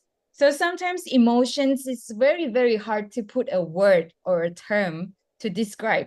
So I sometimes feel excited, nervous, and angry at the same time. So that's also very normal because mental health is a spectrum. So we can't say it's either very, very happy or very, very sad. It's a spectrum going through from very exciting to anxiety or stress or being helpless. So it's a lot of emotions. Sometimes we can't really put a word label on it, but we still want to recognize and being aware that our emotional states is changing from time to time. But from the previous speaker was saying, in our academic life as a student, we do have a lot of stressors coming into our life. Some is expected, so we sometimes know that in the coming weeks we have an exam, your stress will go up and up and up. But some occasions or events, it will be unexpected. You don't know, like today I need to give a presentation and I have to finish in 30 minutes. So there's expected and unexpected. There has also like planned and unplanned events that is coming into our life that is testing our mental health or our health in general. Not only our individual events or personal or interpersonal. For me or my research, I look at more environmental determinants. What is happening outside or in our surrounding? It's actually, it's also impacting our health. So in this chart that you can see, if the global temperature is rising on average 1.5 degree to 2 degree, there will be extreme and also a lot of consequences that is happening. So for example, population exposed to water scarcity will be 2 times just the global temperature is rising. More intense, more frequent extreme weather events like floods, typhoon, storms will be happening more in a day-to-day basis. So while I'm speaking and presenting here, we know that the super typhoon just swiped Philippines and towards Taiwan. So my hearts and safe prayers to the communities there. But this is not the first, but already the 11th typhoon in the Philippines this year. Then we are also expecting more and more frequent and intense disaster happening in our region. So overview of the climate change impacts on mental health. it's an emerging field that we started to learn about some of the causes, the droughts, wildfires, extreme temperature, decreased food and water security. I don't have to preach the community in Aceh that this is the 20th year of the tsunami. And throughout these 20 or 2 decades, we face so many heat-related events, floods, and so many other disasters on top of each other. So the possible health effects, of course, all these lists was also mentioned by the previous speaker, that is now tied to the climate change or the climate-related events as well. So in the climate change, we do highlight that the climate-sensitive health risks, one of them is the mental and psychosocial health. We see from the research that tells us during heat or high temperature days, we feel frustrated, we feel anger, we feel very different feelings compared to the other normal temperature days. So this is a very direct link that is we all have this lived experience to deal with. Not only those that is impacted of all these floods or disaster, people who are looking at this news, like me, I'm now actually in Vietnam. I saw the news on typhoon in Philippines and Taiwan. I feel that I'm also exposed, that I have friends and families dealing with these disasters. Women and men, low and middle income country compared to high income country, all these impacts are very unequal. So it's really deal down to each and individual and community, how do we deal with them? So I would like to draw your attention and focus also, not all of us face or suffer the mental health impacts of climate change equally. So women are more are more vulnerable, especially when they have caregiving roles. They sometimes often undervalued, underpaid, and women are at risk of experiencing this compassionate fatigue. So during those very difficult times, most of the time women need to step up and be the leader and uplift the mood or the moral spirits of the family as well as the community. So the spectrum of mental health impacts of climate change, there can be ranging from subclinical conditions.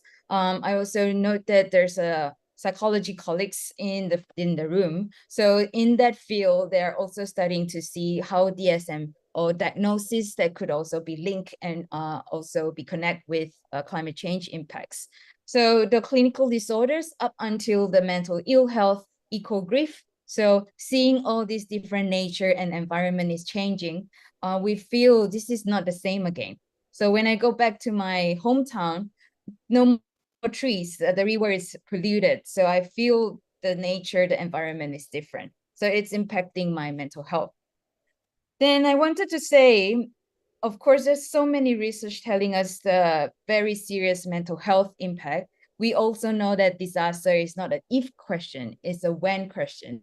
So every one of us will have life experience, or not soon, but later, that's always, there's a disaster that's upcoming that we need to face off. So how do we deal with all this? I will propose 4 points might be useful, and you could also feedback me your experience. I think first, from our research, we want to reduce disparity and pay attention to population of concern. The limited resources, how do we make sure that the people with disability, people who with care duty, women, children, like those most at-risk population have access to resources to cope during extreme weather events.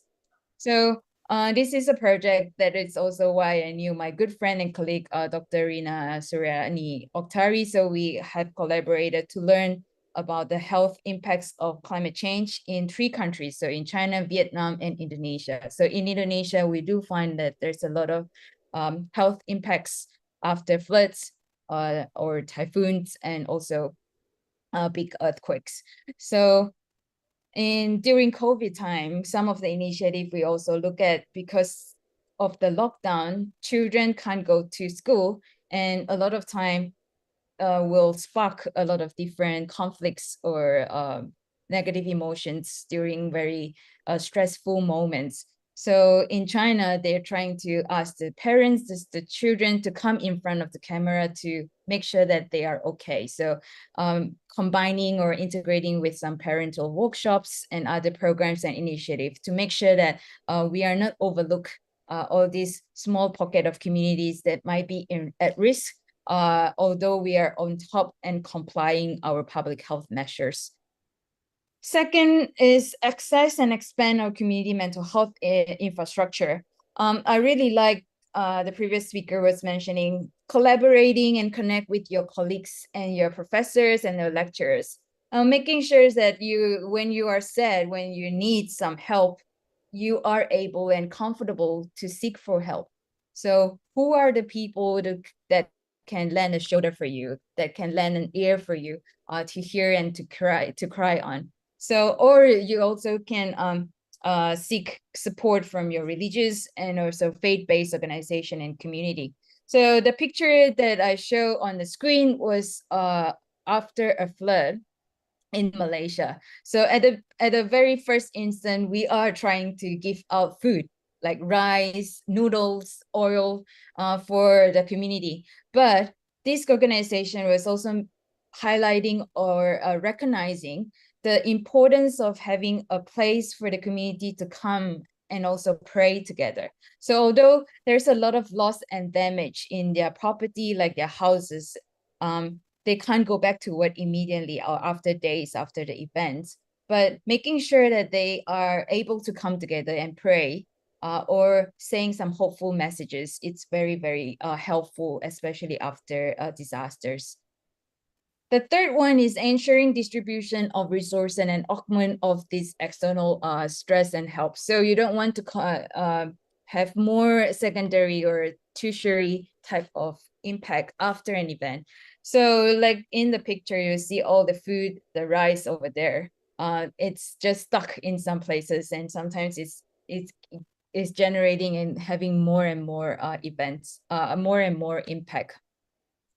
So the fourth and the last one, I would say engage and empower community members on how to respond. So we don't want to wait until the disaster or the stressful event comes. So if you're facing your exam in 3 weeks' time, plan ahead, like what kind of resources and things that you could do to help. This is a community that we are engaging with after the flood. So making sure that all these different actors, NGOs, are not meeting during the disaster time, but they have plans and processes before the event. So they could know this person have a boat, this person can cook, this person in a house, they can maybe house more than 2 people. So understanding where all these resources are, it's super important, and it's very essential for your mental health preparedness. This picture was not in low middle income country. Unfortunately, it's our home in Brisbane in 2022. So sometimes we often thought that something is happening in a developing country only, but unfortunately, we have so much to learn from Indonesia, from other countries, that how Australia can also be better prepared and cope with disaster. Something very heartwarming that they have during the flood was because there's power outrage. So this apartment doesn't have electricity for days.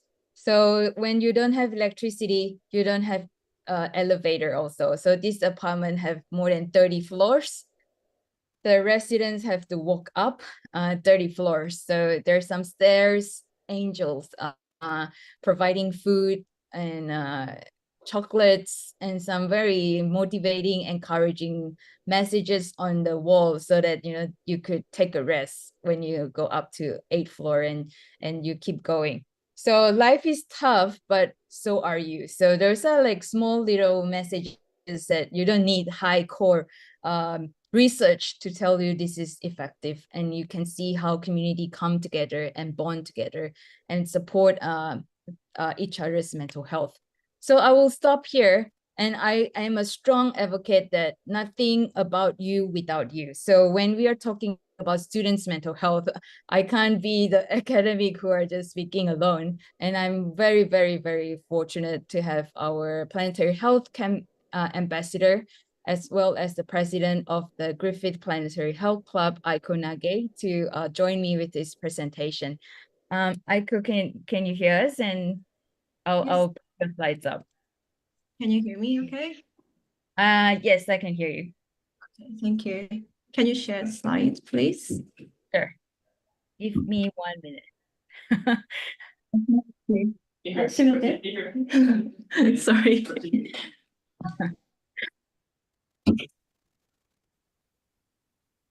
Yes, I am sharing. Can you see it? I think it's still, yes, I can see it. Okay. Thank you, Connie. Hello, everyone. My name is Aiko Nagae, and I'm a Master of Global Public Health candidate at Griffith University in Australia. So I'm here today to share a bit of my journey with climate change and mental health. And last night I was thinking the meaning of my presentation, and I think what I can share with you all is that I am a very shy person, and I am very vulnerable and insecure. But I believe climate change is so urgent and serious that people like me have to be brave and take action. Next slide, please. So I was born and raised in Japan, and in my bachelor, I was majoring in Swahili language, which is an East African language. And I worked a bit, and then after that, I became a nutritionist. And now I'm studying public health. And in 2024, I was selected as Planetary Health Campus Ambassador by Planetary Health Alliance. Next slide, please. So I think the big turning point for me was actually this year.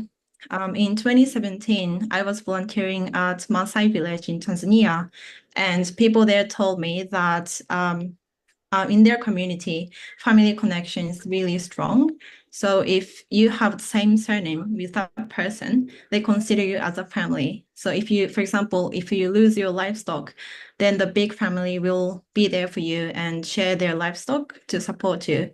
And so in their community, there's no bankrupt because people are helping each other. And I felt this was such a beautiful culture. And in 2024, I attended Planetary Health Conference in Malaysia, and I could meet some Maasai people. So I asked them if this is still happening. And they answered, this is true, but it's not happening anymore because people cannot share cattle because cattle are dying due to climate change. So all the families are suffering from climate change and keeping their livestock alive and healthy. So it was very shocking to me. I knew climate change is real and serious, but at this moment, I learned how climate change is actually affecting people that I know. Next slide, please. I have been always interested in environmental issues, but I think the big step for me was applying for Planetary Health Campus Ambassador.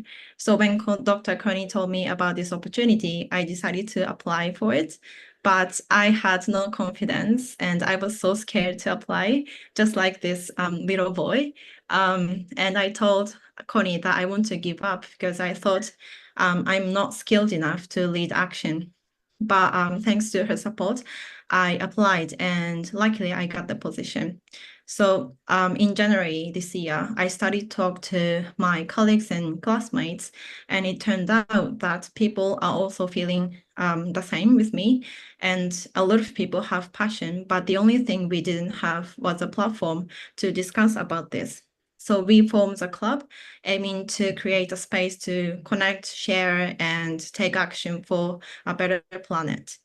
And this July, this club was officially approved by university, and we gained some funds to run the club. Next slide, please. So we hosted various events such as documentary screening, Eco Action Festival, and biodiversity walk. And when you look at this slide, maybe it looks quite successful. I mean, it was very successful, but behind this curtain, I felt insecure. Next slide, please. So I had fear, helpless, like I had waves of feelings. Sometimes I feel so motivated and so energetic and full of hope, but other times I felt fear, helpless, and more I learned about climate change, I felt overwhelmed with the size of its impact. On top of that, when I see people's success or achievements, I feel like others are doing great, but I'm not doing enough.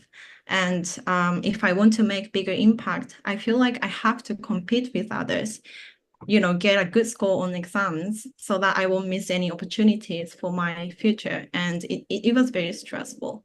Next slide, please. But what supported me was this club. So we had weekly or bi-weekly meetings, and we had lots of informal conversations about how stressful academic life is or how overwhelming the climate change is. And that really healed me emotionally. Next slide, please.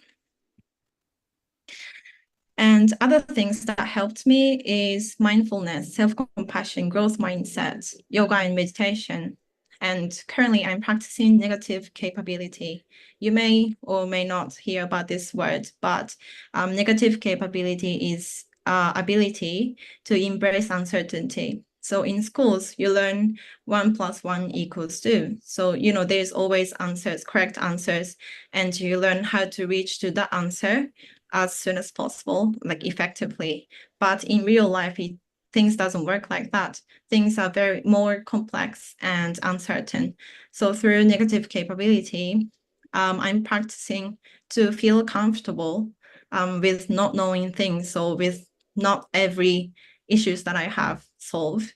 Yeah, so through this journey, I learned that this work is not about competition or individual success. It's more about collaboration, as other speakers told us too. So, like not just winning competition or winning something doesn't solve climate change, but it's about supporting each other and be each other for be there for each other.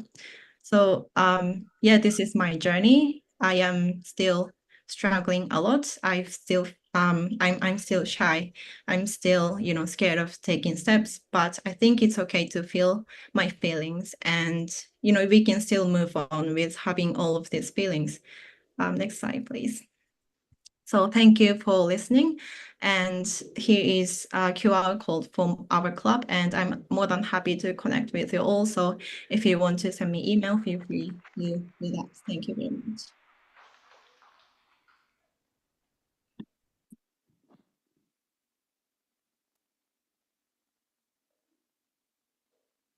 Thank you, Aiko. Amazing. Over to you, the moderator or the MC of the event, and thank you so much again for having us. Thank you, Dr. Connie and Aiko from Griffith University. If you have a question, please kindly raise your hand and kindly introduce yourself. Is there anyone?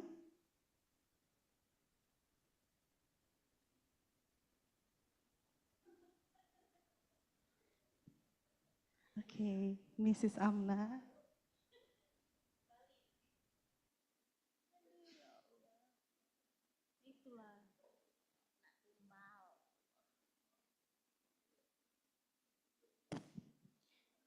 Dia menghadap.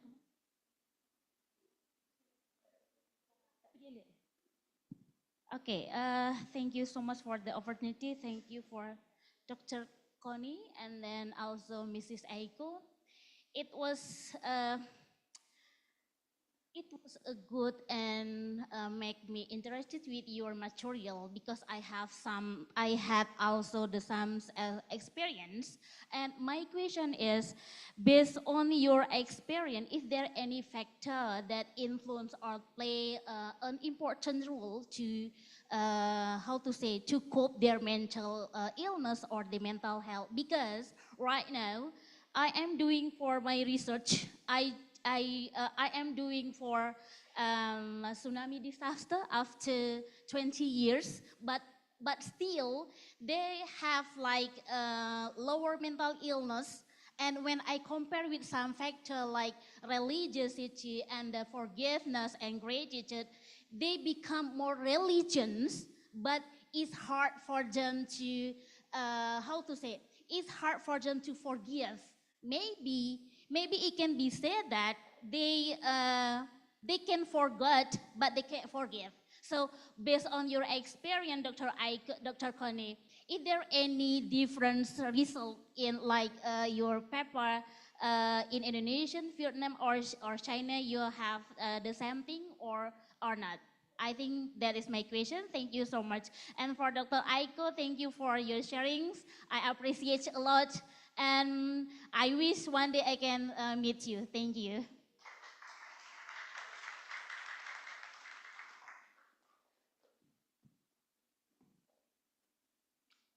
Okay, thank you, Mrs. Amna. Silakan. Silakan. I'm so sorry. Okay, Dr. Connie. Oh, yes, thank you. Terima kasih. So thanks for the question. If I hear clearly, you were asking about is there any other factors, like for example, religious or social support would be impact or influence mental health? Yes, Dr. Connie. Okay, thank you. So I need to also disclose that I am not a mental health expert. So the things or evidence that I'm giving you, it's kind of very broad, high level. For us, I guess in the field, the psychosocial support in the disaster science, I think they are trying to work out like what kind of contributing factors or protective factors would be helpful in terms of putting more resources or training or capacity building to help build the resilience or mental health in the survivors of disasters. But like what you were saying, sometimes it could depend on the context and also the timeline. You were mentioning about the after 20 years and you have research to see the people might not forgive or forget the event. Yeah, so I guess there's also research after the 9/11 or the Tohoku earthquake in Japan. So those big major events truly will be very impactful for people. So we also have some group of researchers looking at disaster memories. So although they are not experiencing firsthand of this disaster, but their parents or their family members was impacted or they have lived experience and they pass down these memories for the next generations. Sometimes can be good, helpful, but sometimes it's very scary. So some research in Japan was looking at the next generation of survivors of earthquake. They are not so much interested in having babies. They don't want to be pregnant. So they are so afraid that our next generations will be born into a place that is not safe. So there's good and bad. There's some memories that could help us be more alert and prepared for the disaster in the future, but also can be very overwhelmed. So if you don't have solutions or an alternative for them, so it's like, oh, it is scary. You are living in a world in a very chaos disaster world, but what can you do? So from my perspective, I always, after telling my students about the environmental or climate change impact, I want to make sure they have an agency to do something for themselves as well as for their community. So I think for my perspective, the agent or resources to do something is always my priority for the people. So it's not just scaring them about those events and things that they could. So I really like the practical breathing exercises that the previous speaker was were mentioning. Okay, thank you so much, Dr. Connie. 谢谢你。谢谢。Thank you, Dr. Connie. Okay, we reached the end of the presentation. As I told by the committee, we will give Dr. Connie the certificate for being the participant in this event. Thank you. I thought you with you also.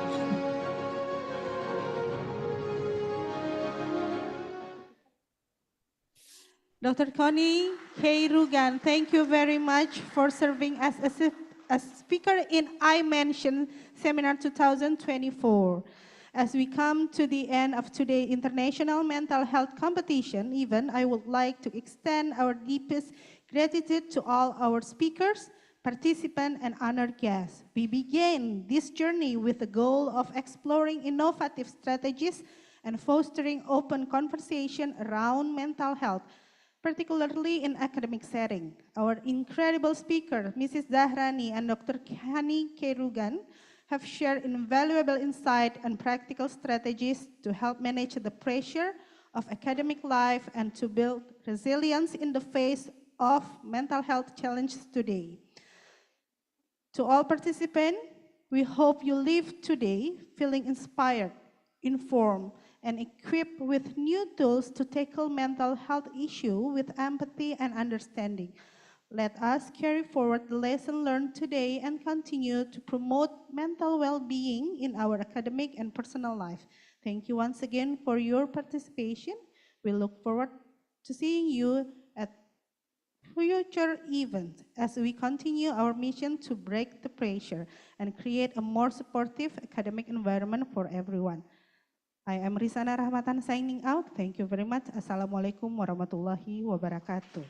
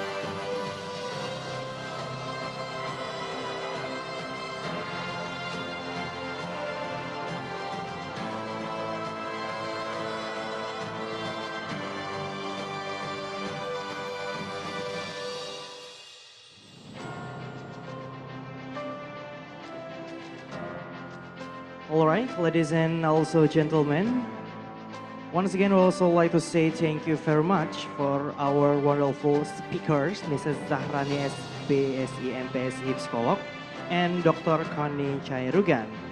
And next, we will deliver certificate for our amazing moderator, Mrs. Rizana, and that will be delivered by Project Officer of Imention 2024. Please come and join us in our herbal stage.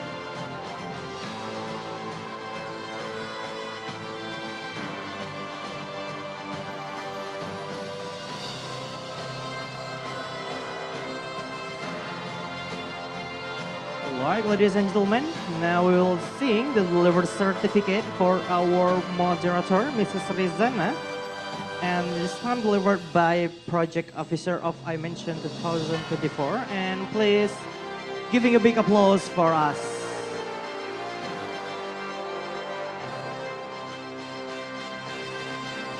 Thank you very much for Mrs. Rizana, and please have your seat again. And ladies and gentlemen, after this, we will hold the closing ceremony of Imention 2024. And while we wait for the activity, please enjoy your snack because we will return shortly. All right. And I am Naomi Aristo. And I'm Rian Maulana as the Master of Ceremony on this event. We beg for your apologies if there are any mistakes in our words and actions. That is all from us. Wassalamualaikum warahmatullahi wabarakatuh. To all the seminar participants, please do not leave the seminar room because in the next few minutes we will enter our next event, which is the big event or the closing ceremony of Imention 2024. Thank you, and please keep your rubbish and we will throw the rubbish outside. And please do not leave your rubbish behind. Thank you. All right, Naomi. Okay, for our audience, please stay in this room cause in a few minutes again, you'll see the main event on this activity. And of course, which will we wait, Nayo? I think we'll be chit-chat on our guest or our audience, but I think we're gonna do with bahasa. The discussion, the talking in bahasa. Yes, that's agree. Or we're talking with English? Bahasa. That is a lot of talking with bahasa. Oke. Baik, kita akan menggunakan bahasa Indonesia. Iya, sekarang kita sudah Iya, sesuai request. bahasa Indonesia, sesuai request partisipan dan finalis ya. Iya, luar biasa. Boleh mungkin siapa ya kita ajak? Boleh, siapa ya mau kita ajak kenalan mungkin? Kalau Naomi boleh di cewek-cewek, kalau saya boleh di yang cowok-cowok ya. Oke, berpisah kita ya. Oke, boleh dari ladies first mungkin, siapa nih mau ngajak chit-chat? Mungkin kita bisa mau kenalan sama mungkin kakak yang pakai kacamata di sini, boleh? Boleh pastinya. Boleh kenalan ya kak kita? Iya, kakak yang pakai kacamata. Mungkin boleh kak kita kenalan kakak Iya, Kak. namanya siapa? Apakah kakak di sini datang sebagai apa? Perkenalkan, saya Aida Sasmita dari Fakultas Hukum USK semester 5. Wow, Fakultas Hukum. Tepuk tangan dong untuk Fakultas Hukum. Jauh-jauh datang ke Fakultas Kedokteran. Pegang aja mic-nya nggak apa-apa. Kira-kira kesini dapat insight apa aja sih? Oke, selama di sini dapat insight apa Betul. aja? Yang pertama tuh yang Aida dapatin adalah gimana cara untuk mengatasi burnout ya. Apalagi udah semester 5 ya, banyak tugas dan segala macam. Oke. Walaupun di Fakultas Hukum sebenarnya nggak sebanyak itu sih tugasnya. Dan terus ternyata Aida juga lihat, wah ternyata acara anak psikologi keren ya gitu. Oke. Apresiasi sih untuk Wow, Fakultas luar Psikologi. biasa ya untuk. Mungkin itu aja sih. Oke, terima kasih banyak. Panggilannya tadi siapa? Aida. Aida. Terima kasih banyak Kak Aida. sama-sama. Semoga lancar jaya aman sentosa untuk kehidupan dan skripsinya nantinya ya. Amin. Terima kasih banyak Kak Aida. Mungkin selanjutnya kita pindah. Oke, kita pindah ke yang laki ya. Cowok-cowok. Laki pakai bahasa Inggris boleh ya? Enggak, pakai bahasa Indonesia aja. Sama siapa ya bagusnya ya? Yang mana nih Bang kita pilih? Tadi pakai kacamata, saya yang pakai kacamata juga. Boleh Bang, kita kenalan boleh ya? Oke. Boleh Bang sebutin nama dan asalnya mungkin dari mana gitu ya? Dan ukuran sepatu kanan berapa? Oh nggak usah. Oke, baik, permisi. Perkenalkan nama saya Muzamil dari Fakultas Kedokteran Gigi angkatan 2024 di masih maba. Oh masih maba. Masih muda Muzamil ya? ya? Yang sering ngaji ya? Oh bukan? Bukan, beda. Bukan. Oh beda keturunan? Beda. Oke, Muzamil dari FKG berarti? Iya. Maba? Maba. Kenapa sih pengen ikut seminar ini? Karena juga ada ikut lomba dari Imention. Oke, ya. ada ikut lomba. Finalis Lomba apa? berarti ya. Lomba apa kalau boleh tahu? Short film. Short film, oke. Semoga yang terbaik ya untuk short filmnya. Tapi secara langsung ikut seminar ya, kira-kira insight apa sih yang didapat? Nggak boleh sama-sama kakak Aida tadi ya. Ya, jadi bisa tahu regulasi diri dalam belajar gitu. Karena di FKG sendiri juga hektik banget ya, banyak tugas, praktikum, bahkan masih baru-baru masuk aja udah banyak banget tuh tugasnya. Jadi memang perlu kita buat to-do list tiap harinya karena ujiannya juga bentar-bentar, seminggu, 2 minggu sekali udah ujian lagi gitu. Jadi memang harus benar-benar regulasi jadwal gitu. Oke, jatuhnya curhat ya, tapi luar biasa sekali. Tepuk tangan dong untuk FKG. Oke, terima kasih banyak Abang Muzamil berarti ya. Luar biasa, semoga lancar jus 30-nya, amin. Oke, ada lagi mungkin? Untuk selanjutnya ini mungkin kita Terakhir, ke bagian belakang kali kita ya. Boleh. Ini Cap cip aja boleh. yang cap-cup aja. Mungkin ke panitia juga boleh, nggak apa-apa. Oh iya, boleh biar Boleh, ada boleh, sudut boleh, pandang boleh. yang baru. Iya, langsung pindah yang di situ. Jangan lari. Mungkin kita ambil kakak-kakak yang di sebelah kanan ya. Boleh. Hayo, jangan bergerak ya. Mungkin kakak-kakak yang di belakang ini boleh? Boleh, kasih aja mic-nya. Iya. Nih. Halo Kak. Ini mic nih. Udah MC kasih. Halo. Iya. Mungkin boleh diperkenalkan dirinya sambil berdiri ya Kak. Oke, halo Kak, boleh kenalin dirinya Halo, Kak. dong? Baik, sebelumnya perkenalkan nama saya Zikria. Saya merupakan panitia dari Imention. Oke, gimana sih hektik dan keseruan menjadi panitia dari acara yang luar biasa ini? Apakah lelah, ataukah senang atau gimana sih? Kalau lelah mungkin pasti semua panitia udah lelah dan juga udah mencoba berkontribusi juga terhadap kegiatan ini hingga seminar ini juga terlaksanakan pada hari ini. Mungkin kita juga bisa kasih apresiasi kepada seluruh panitia yang Oke, tepuk tangan untuk panitia, luar biasa sekali. Dan mungkin harapannya untuk Imention tahun ini dan tahun yang akan mendatang mungkin apa sih harapannya? Harapannya pastinya semoga acara ini bisa sukses hingga selesai dan juga bisa memberikan dampak yang positif bagi seluruh partisipasi yang hadir dan juga untuk mungkin teman-teman yang ikut Zoom gitu. Pastinya harapannya doa yang terbaik dan bisa sukses hingga akhir. Oke, amin rabbal alamin. Oke, terima kasih banyak. Tepuk tangan dong untuk kita semua di kegiatan. Oke, sekarang kita udah kenalan, tadi udah tanya sudut pandang yang peserta perempuan, laki-laki dan juga panitia. Baik. Oke, boleh Naomi kita kembali ke depan ya.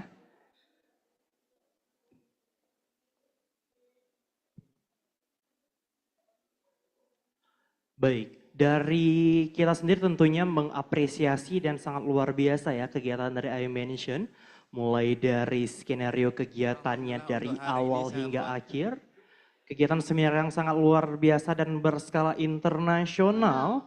Dan juga ilmu-ilmu hektik yang sangat luar biasa yang kalau kita riskan untuk tidak mendengarkannya itu pasti akan sangat rugi ya Naomi. Betul, apalagi tadi tema hari ini tuh tentang memanajemen stres pada mahasiswa yang semoga isi dari pembicaraan seminar hari ini tuh dapat bermanfaat ya untuk kedepannya bagi para finalis dan juga partisipan. Oke baik, dan sepertinya juga kita akan ada beberapa persembahan selagi menunggu kesiapan pengumuman atau main event dari Imention. Dan sepertinya kita lihat guest star kita sudah siap. Siapa sih kira-kira, ada yang tahu nggak kira-kira bakal kedatangan siapa? Bernadia? Atau Nadina Limizah ya mungkin? Waduh. Atau Juicy Luisi? Waduh. Siapa ya kira-kira? Ya kita juga tidak tahu siapa. Dan kita tanya kesiapannya sudah siap ya? Apakah sudah ready performers kita? Ready? Oke, 3, 2, 1, close the door. Dan langsung saja kita panggilkan Naomi, silakan. Ini dia penyanyi kita. Mari kita panggilkan Ashifa Syaukiah Zulfazli dan Pocut Afra Azzuhra. Mari kita beri tepuk tangan. Ya, kepada Ashifa Syaukiah Zulfazli dan juga Pocut, dipersilahkan untuk naik ke atas panggung. Untuk menampilkan beberapa penampilan untuk kita hari ini. Halo semuanya. Oke, mungkin tadi karena udah mendapatkan ilmunya, mungkin sekarang ada sedikit hiburan dari kami panitia untuk para peserta dan tamu undangan. Oke, mungkin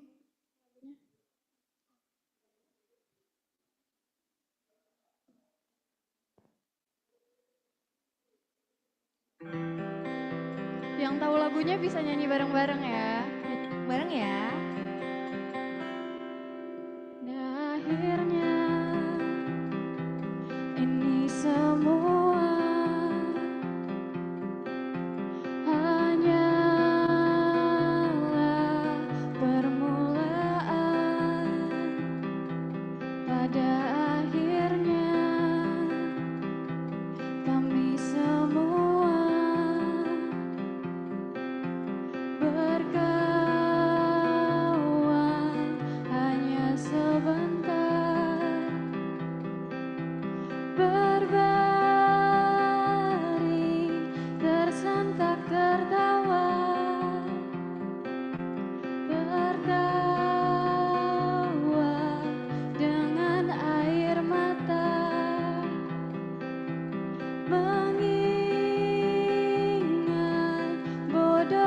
dunia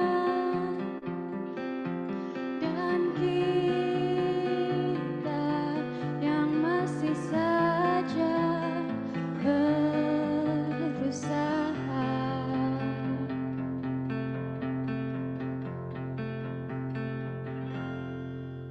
Kita beranjak dewasa, jauh terburu seharusnya, bagai bintang yang jatuh, jauh terburu waktu, mati lebih cepat, mati lebih cepat. Kita beranjak dewasa, jauh terburu seharusnya, bagai bintang yang jatuh, jauh terburu waktu, mati lebih cepat, mati lebih cepat.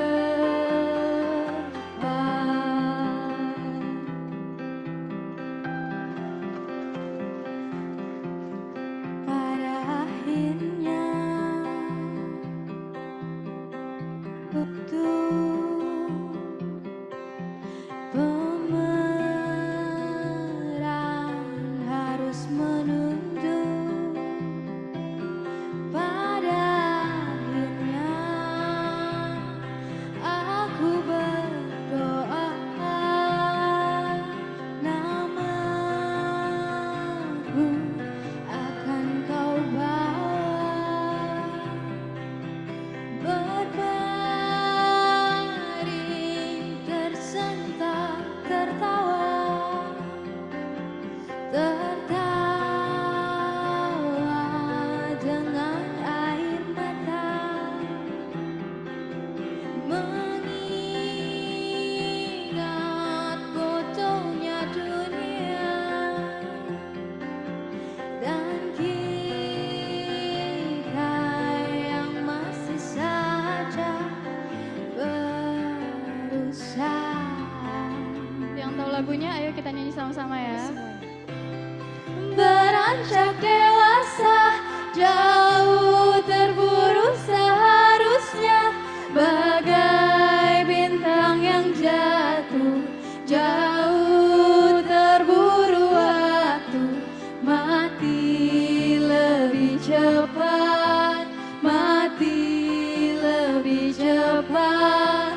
Kita beranjak dewasa, jauh terburu seharusnya, bagai bintang yang jatuh, jauh terburu waktu, mati lebih cepat, mati lebih cepat. Kita beranjak dewasa, jauh terburu seharusnya.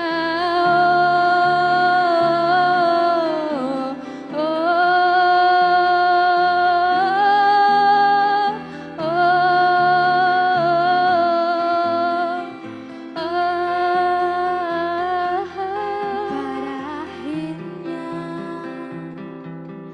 ini semua hanyalah permulaan.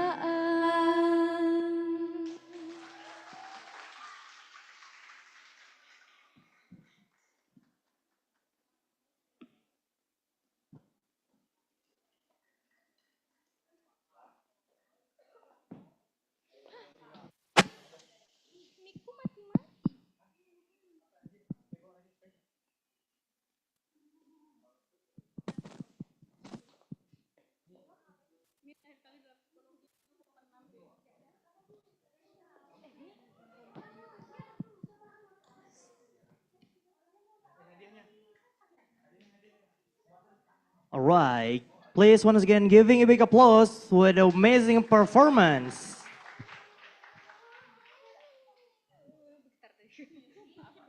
All right, ladies and gentlemen, now we'll start again, of course, in the main event in Imention.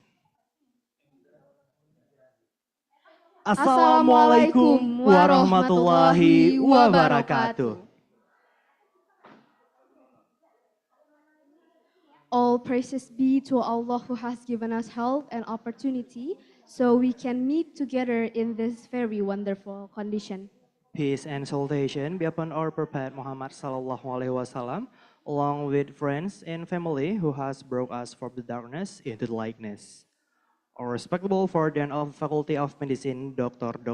Syafrizal Rahman MKes SPOT, our respectable Vice Dean 1 of the Faculty of Medicine, Dr. Ferry Dwi Kurniawan SP PKP HD FA PSR, our respectable Vice Dean 2 of the Faculty of Medicine, Dr. Dedi Syahrizal MKes, our respectable Vice Dean 3 of Faculty of Medicine, Dr. Rina Suryani Oktari, SCAP MSE, our respectable Head of Psychology Study Program, Faculty of Medicine USK, Dr. Mirza SPSI MSE, also our respectable Vice Head of HIMC Aceh, Mrs. Wida Yulia Firi Danda, SPSI MPSI Psikolog, our respectable Supervisor of HIMAPSI, Mrs. Novita Sari, SPSI MPSI Psikolog. Of course, our respectable for all overall lecturer and staff of the Psychology Study Program.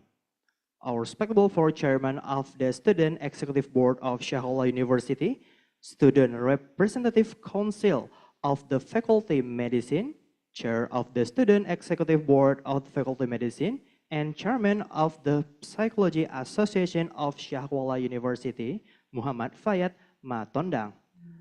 Also our respectable for the Association of Indonesian Psychology Students Region 7, our respectable, the Project Officer of Imention 2024, Izzatul Ummah, our respectable, the Chairman of the TAK Press, also our respectable, all students from various institutions in attendance, the seminar participants and finalists of the Imention 2024 competition, and also our respectable, all of the Imention 2024 committee.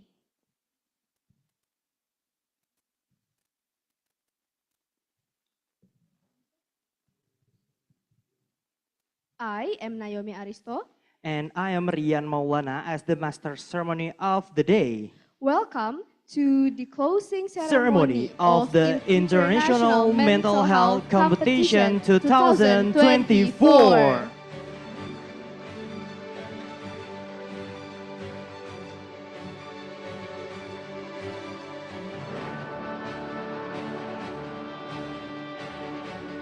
Ladies and gentlemen, for the next agenda, we will listen the closing speech by Project Officer of Imention 2024 that will be delivered by Izzatul Ummah. To Izzatul Ummah, time is yours.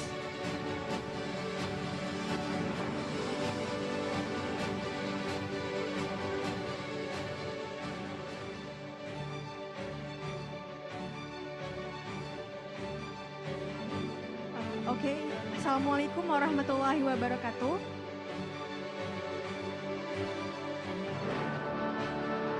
Alhamdulillahirrabbilalamin. Assalatu wassalamu ala asyrafil anbiya'i wal mursalin wa ala alihi wa sahbihi ajma'in. Amma ba'd. Praise be to Allah for guidance and blessing us, allowing us to complete all events of Imention 2024. May peace and blessing be upon our Prophet Muhammad sallallahu alaihi wasallam, who has bring us from the darkness into the lightness. My respectable to the Vice Dean of Student Affairs, Alumni and Partnership Faculty of Medicine, Shakwala University, Dr. Rina Suryani Oktari, SCAP MSE. My respectable to the Head of the Psychology Study Program, Faculty of Medicine, Shakwala University, Mr. Mirza SPSI MSE. My respectable to the Head of Psychology Student Association, Faculty of Medicine, Shakwala University, Muhammad Fayat Matondang. And my respectable to the speakers and moderators of the international from Shakwala University and Griffith University.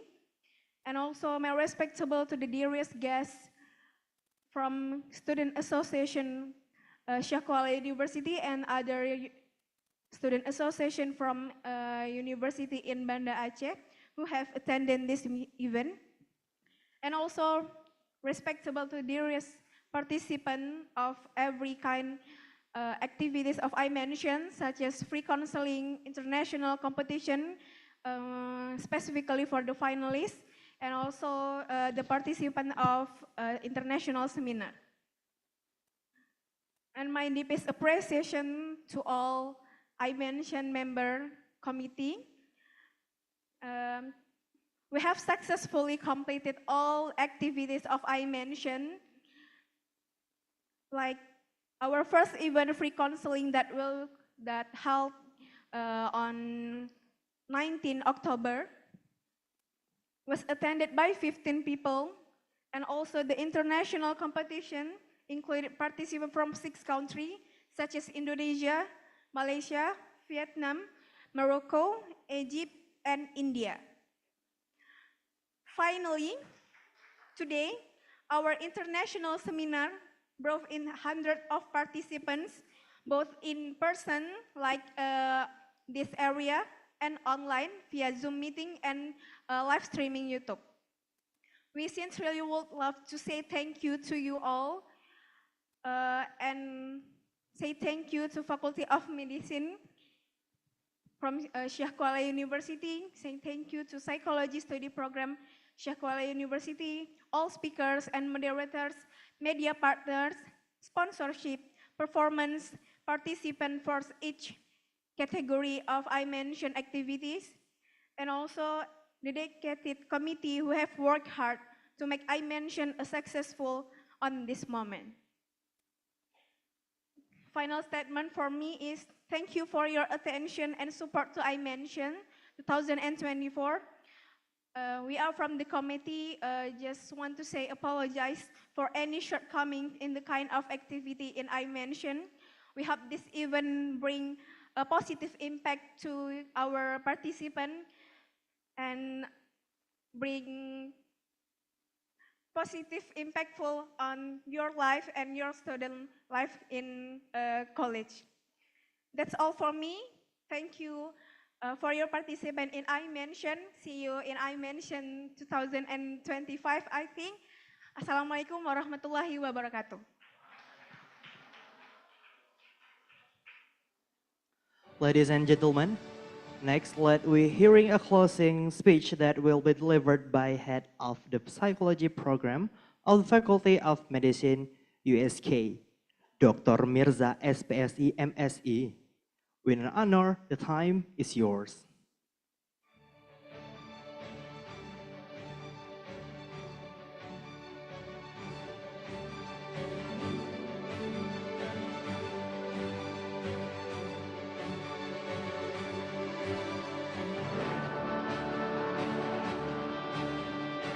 Assalamualaikum warahmatullahi wabarakatuh. Alhamdulillahirrabbilalamin. Wassalatu wassalamu ala asrafil anbiya wal mursalin wa ala alihi washabihi ajma'in. Salawat serta salam kita sanjung sajikan kepada Nabi besar Muhammad sallallahu alaihi wasallam. First of all, I want to say thank you and respect our respectable for the rector and our respectable to Dean of Faculty of Medicine Universitas Syekh Kuala, Dr. Safrizal Rahman, and our respectable for Vice Dean for Student Affairs, Alumni and Partnership, University of Syekh Kuala, Ibu Dr. Rina Suryani Oktari, SKAP MSI, and our respectable for all of member of community of psychology, and our respectable speaker from Unsiah and Griffith University, our guests and our participant and all of committee. This seminar and this competition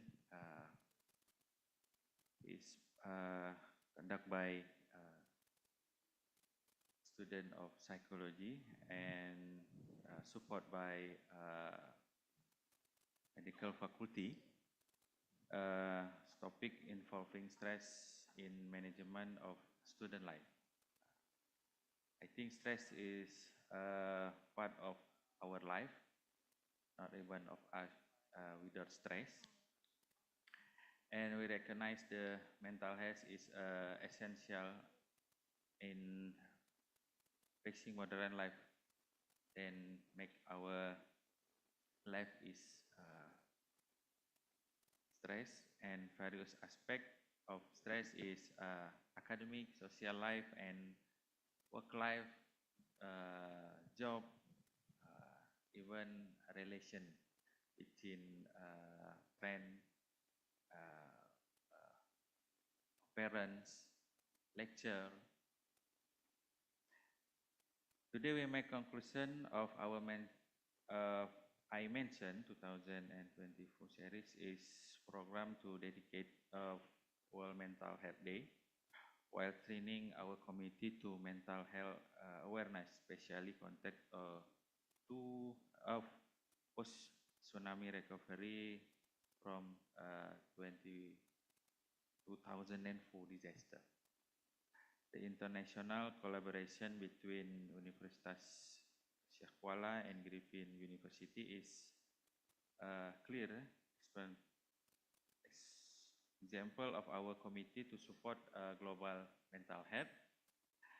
And I appreciate all of speakers who have contributed and share their insight of this event. And thank you to all participants. They expect of share their especially to experts who share their knowledge about the mental. And in this seminar, the consistent who inspired for all of us. Thank you for all guests, for all experts, and I want to say Wassalamualaikum warahmatullahi wabarakatuh.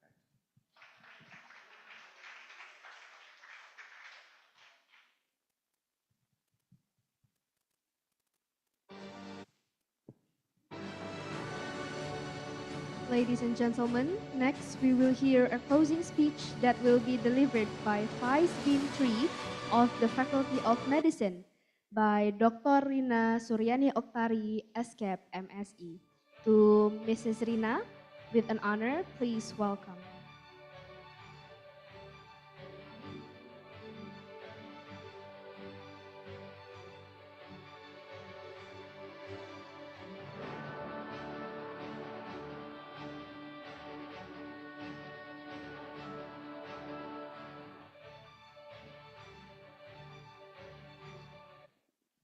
Bismillahirrahmanirrahim. Assalamualaikum warahmatullahi wabarakatuh. Very good morning, everyone. Morning, yeah. Although it's almost a lunchtime. Alhamdulillah, alhamdulillah alamin. Alhamdulillahillazi hadana li hadza wa ma kunna linahtadiya laula an hadana Allah. Asyhadu an la ilaha illallah wa la syarikalah wa asyhadu anna Muhammadar abduhu wa rasuluhu la nabiyya ba'da. Our Honorable Dr. Mirza as head of the psychology department, Faculty of Medicine, Universitas Syekh Kuala, and also other lecturer from psychology department, Bu Ai, Bu Amna, Bu Rizana, and our guest from DP3A P2KB, Banda Aceh, Ibu Sri, thank you for coming, and also our honorable speakers from Universitas Syekh Kuala and Griffin University, and the wonderful team of Imention led by amazing Iza, thank you. And also, of course, especially for our beloved students from all the 6 countries, thank you for participating in Imention 2024 and to make this event such a great success event this year. I remember when first time, Fayad and friends come, and also with Iza, to my room and propose they want to conduct a national seminar and competitions in commemorating the World Mental Health Day. And then at the time, I don't remember, it's on September at the time. So I challenged them whether they can make it as an international event, not a national. And surprisingly, and I'm very proud of them, and they said, okay, yes. And can you, yeah. So this is really wonderful. So yeah, I'm really speechless. Today, I can see, of course, there's up and down, ya, Iza, to prepare this event, but yeah, you have great effort, great work, great teamwork, and yeah, I know the committee now start to stop because of the limited time. So thank you everyone to participate for the international mental health competitions, including during the competitions, the counseling, and also the seminar today. And yeah, see you again in Imention 2025. Wassalamualaikum warahmatullahi wabarakatuh. Okay, we kindly back for Mrs. Can stay on the stage, cause next we're gonna symbolically closing ceremony with a few punch, the Chinese traditional instrument called rapai. And we also respectfully invite Mrs. Rina and Mr. Mirza and also Miss Iza to come and join us on our honorable stage for the closing ceremony. All right, ladies and gentlemen, in a few moments again, we're all gonna see a closing ceremony. Do it as symbolically with a few punch, a Chinese traditional instrument called rapai. For Mr. Mirza and Miss Iza, please come and join us on our stage.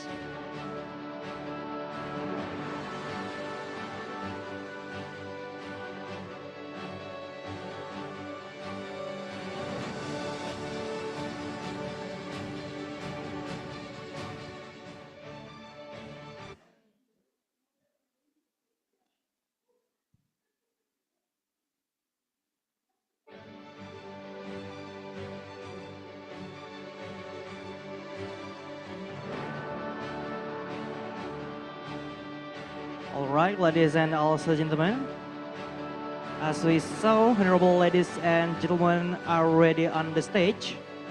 So we will see together the amazing symbolic closing ceremony of Imention 2024 with a countdown 5, 4, 3, 2, 1.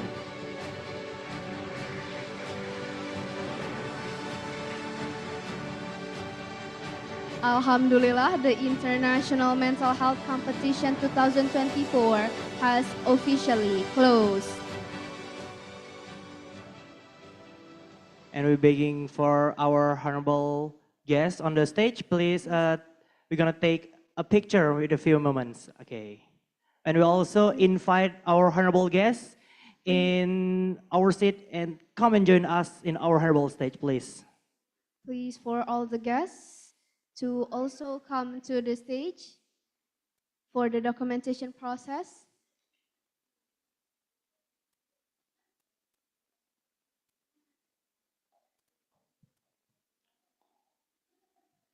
All right, now we will see together the documentation session, of course.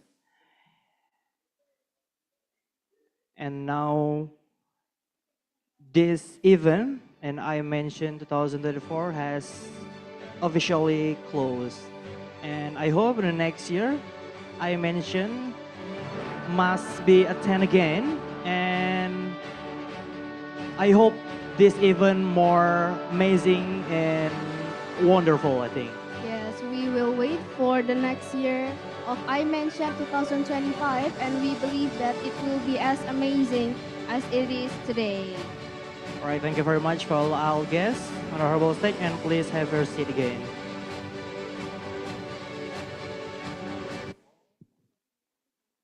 And also, once again, we'll say thank you very much for our sponsorship. Thank you very much for Island, Geprek Barbar, BKKBN, and Toko Buku Terapung. And also to all of our media partners that we cannot mention one by one who have supported us during the process of making this event.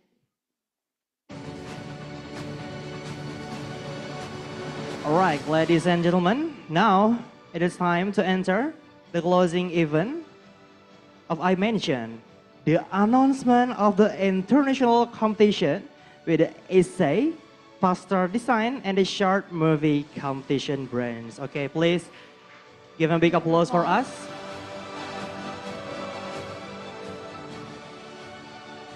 All right, Naomi, what we gonna announce first?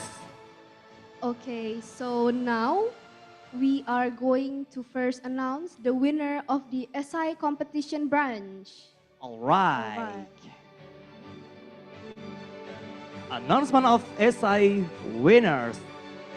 We're announcing with a third place. A third place. Congratulations for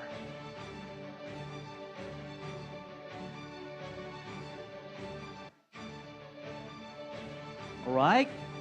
We're gonna see a third place in the essay winners. Congratulations for all right.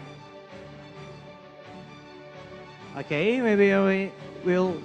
All right, Santinova from Syah Kuala University. Congratulations to Sentinova. They're amazing on our university, Naomi. All right, maybe for a third place, can you join us on the herbal stage? And of course, Naomi,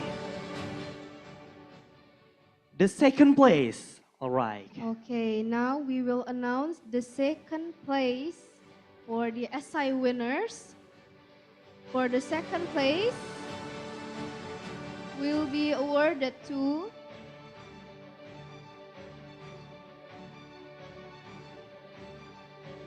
congratulations Cakrawala to Cakrawala Nirvana. Nirvana from Syah Kuala University. For Cakrawala Nirvana team, you are please welcome to the stage.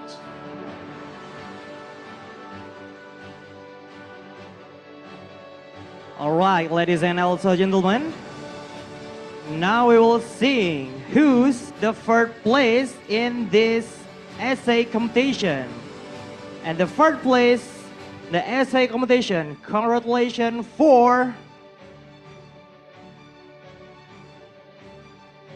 Made Cahyani Trisna Ananda from Catholic Widya Mandala Surabaya University. Congratulations to all of the team. Please, for the winners to come to the stage.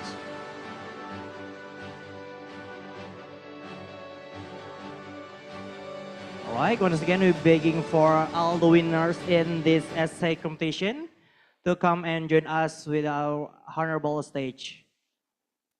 But amazing, we're seeing the third place from Sentinova from Syah Kuala University. Third.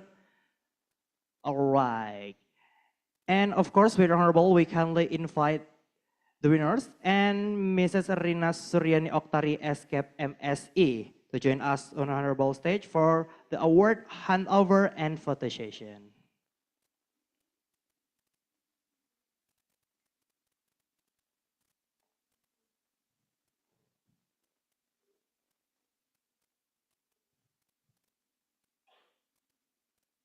Like, once again, this is the winner, the first, the third place. All right, once again, congratulations for Sentinova from Syah Kuala University. And this is our second place. Congratulations for Cakrawala Nirvana from Syah Kuala University.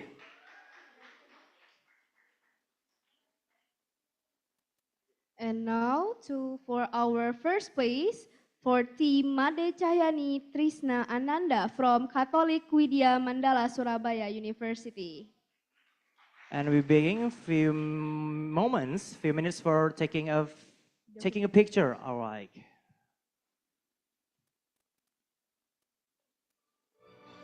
And we will take the documentation in 3, 2, 1. Okay. Please, audience, give a big applause for our winners on our essay competition branch.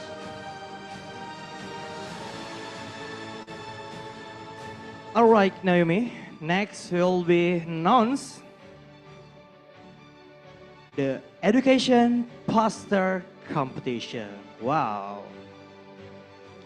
But in this competition, had a favorite place. Yeah. All right, we announce a favorite one.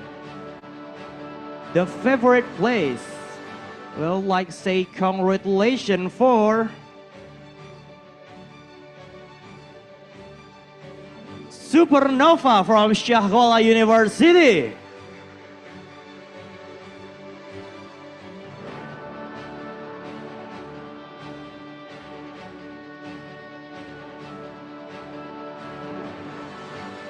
All right. Also invite Supernova from Syahkuala to come and join us with honorable stage. And next,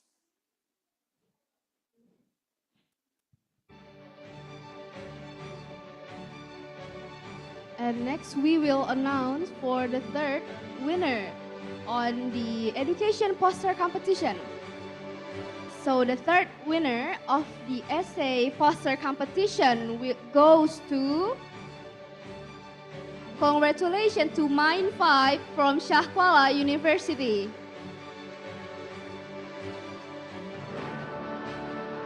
To Mine 5 team representative, please come to the stage.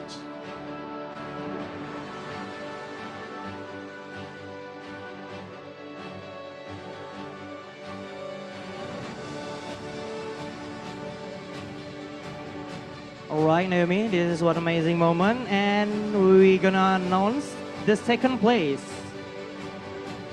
The second place, congratulations for Supernova from Syahkuala University.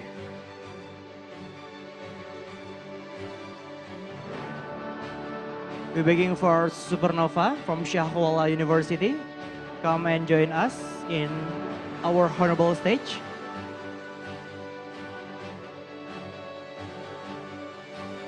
All right, and of course, this is our first place. Yes, and now we will announce our first place for the education poster competition.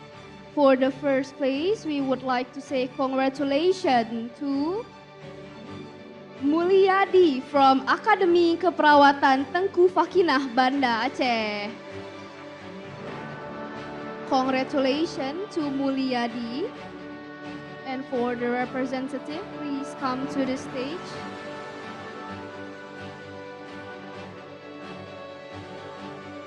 For our winner, please have a position on the center, please. All right. And we kindly invite Mr. Mirza, SPSI MSI, to join us on the stage for the award handover and photo session.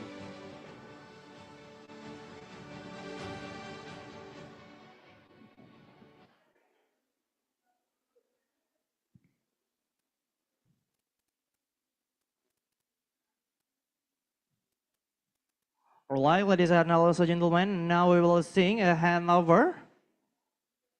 And of course, next with a photo session in education poster competition. Okay, and the favorite winner.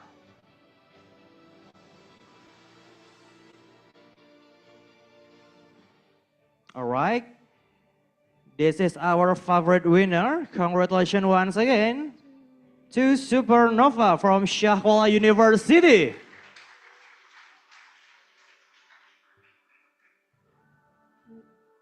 we will hand for the third place. For the third place, congratulations to Mine 5.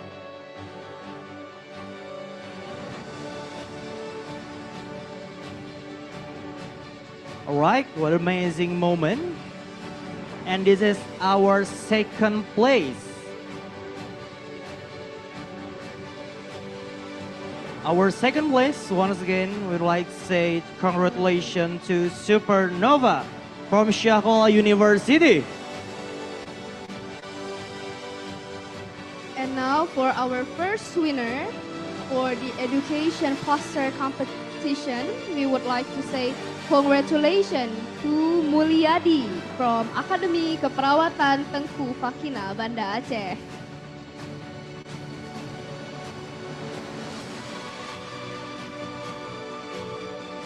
All right, we move to photo session.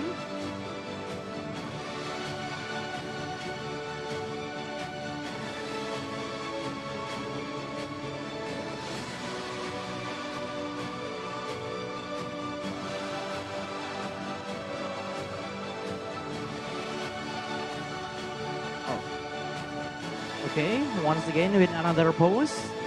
All right, thank you very much. Congratulations for the winners and thank you for Mr. Mirza. And of course, Naomi. Next, we will announce the short movie competition. Wow. For the short movie competition, there will also be the favorite winner. Yes, the same thing. And But when we announce, now we will see together a short movie. Yes, wow, that's very amazing, okay? very amazing. We will see the short clip of the movie that they had made. Yes. We would like to say congratulations for the favorite for 5-star team from Shah Kuala University. Wow, congratulations for 5-star team from Sekolah University. Please for the representative to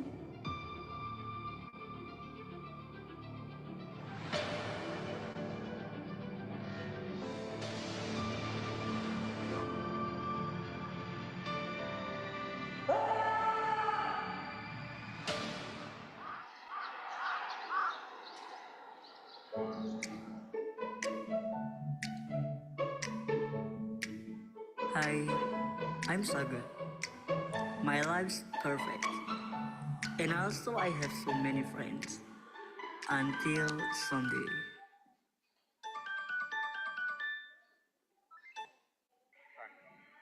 I have something to tell you. Our company is bankrupt. No, you're lying.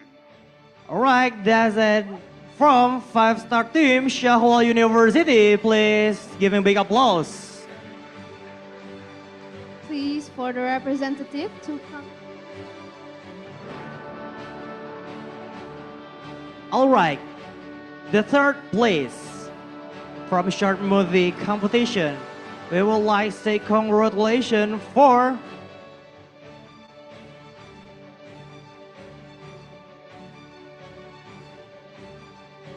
five-star team from Sekolah University.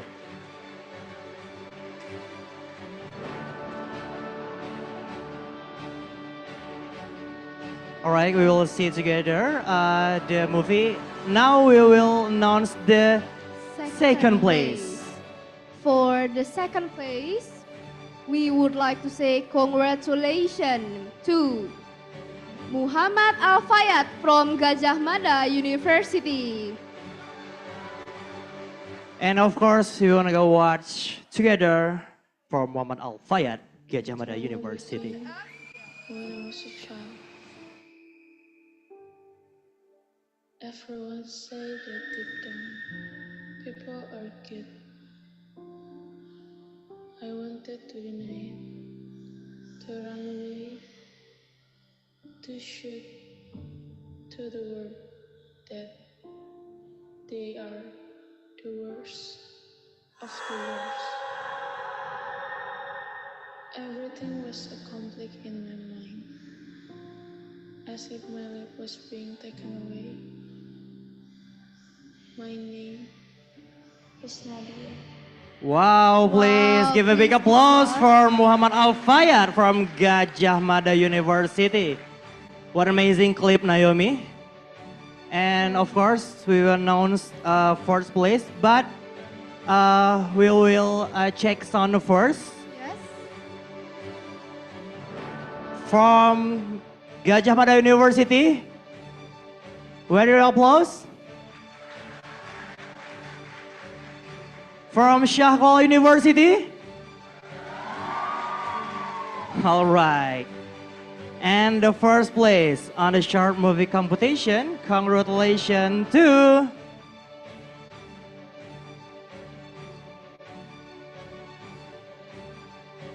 part team from Al-Azhar Cairo University. And now we will watch together the short movie from per team.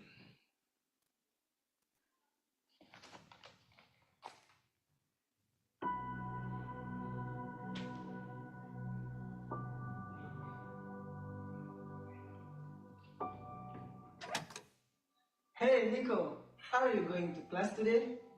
No, I've lost my motivation for college. It's all over. Go ahead, Angga. Come on, Nico. Don't dwell on it. It's all in the past. Instead of dwelling in regret, why not focus on improving your weakness from last semester?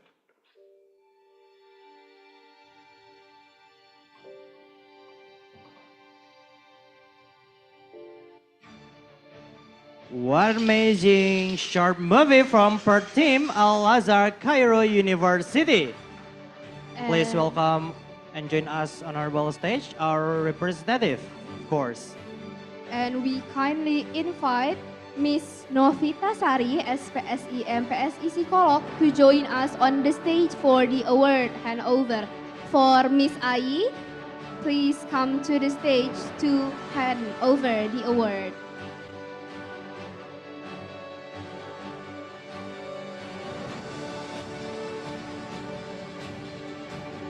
All right, this is our winner, the favorite one, and also the third place. Congratulations once again for 5-star team from Syah Kuala University. Wow. What is amazing, Naomi? What a wonderful moment. 5-star that we will team witness have double win winners. Wow. for favorite and third place. Congratulations. Now, And this is our second place. Congratulations for Muhammad Al-Fayad from Gajah Mada University.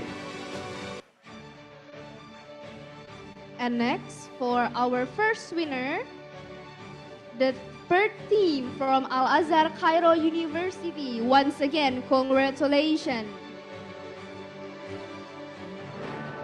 Next, we will take the documentation session for the winners.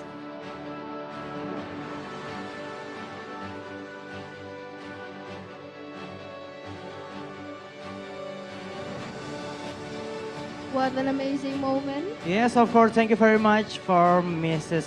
Ai and all the winners. And please have your seat again.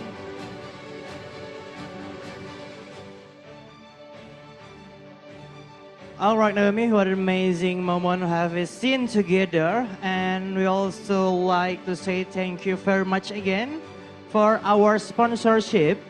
Thank you very much for Island, Geprek Barbar, BKKBN, and Toko Buku Terapung. And also our media partners that we cannot mention one by one who have supported us during the process of making this event. I am Naomi Aristo. And I am Rian Maulana as the master ceremony of the Imention 2024 event. We apologize for any mistakes in words and action. Wabillahi taufiq wal hidayah. Wassalamualaikum warahmatullahi wabarakatuh. See you again in Imention 2025.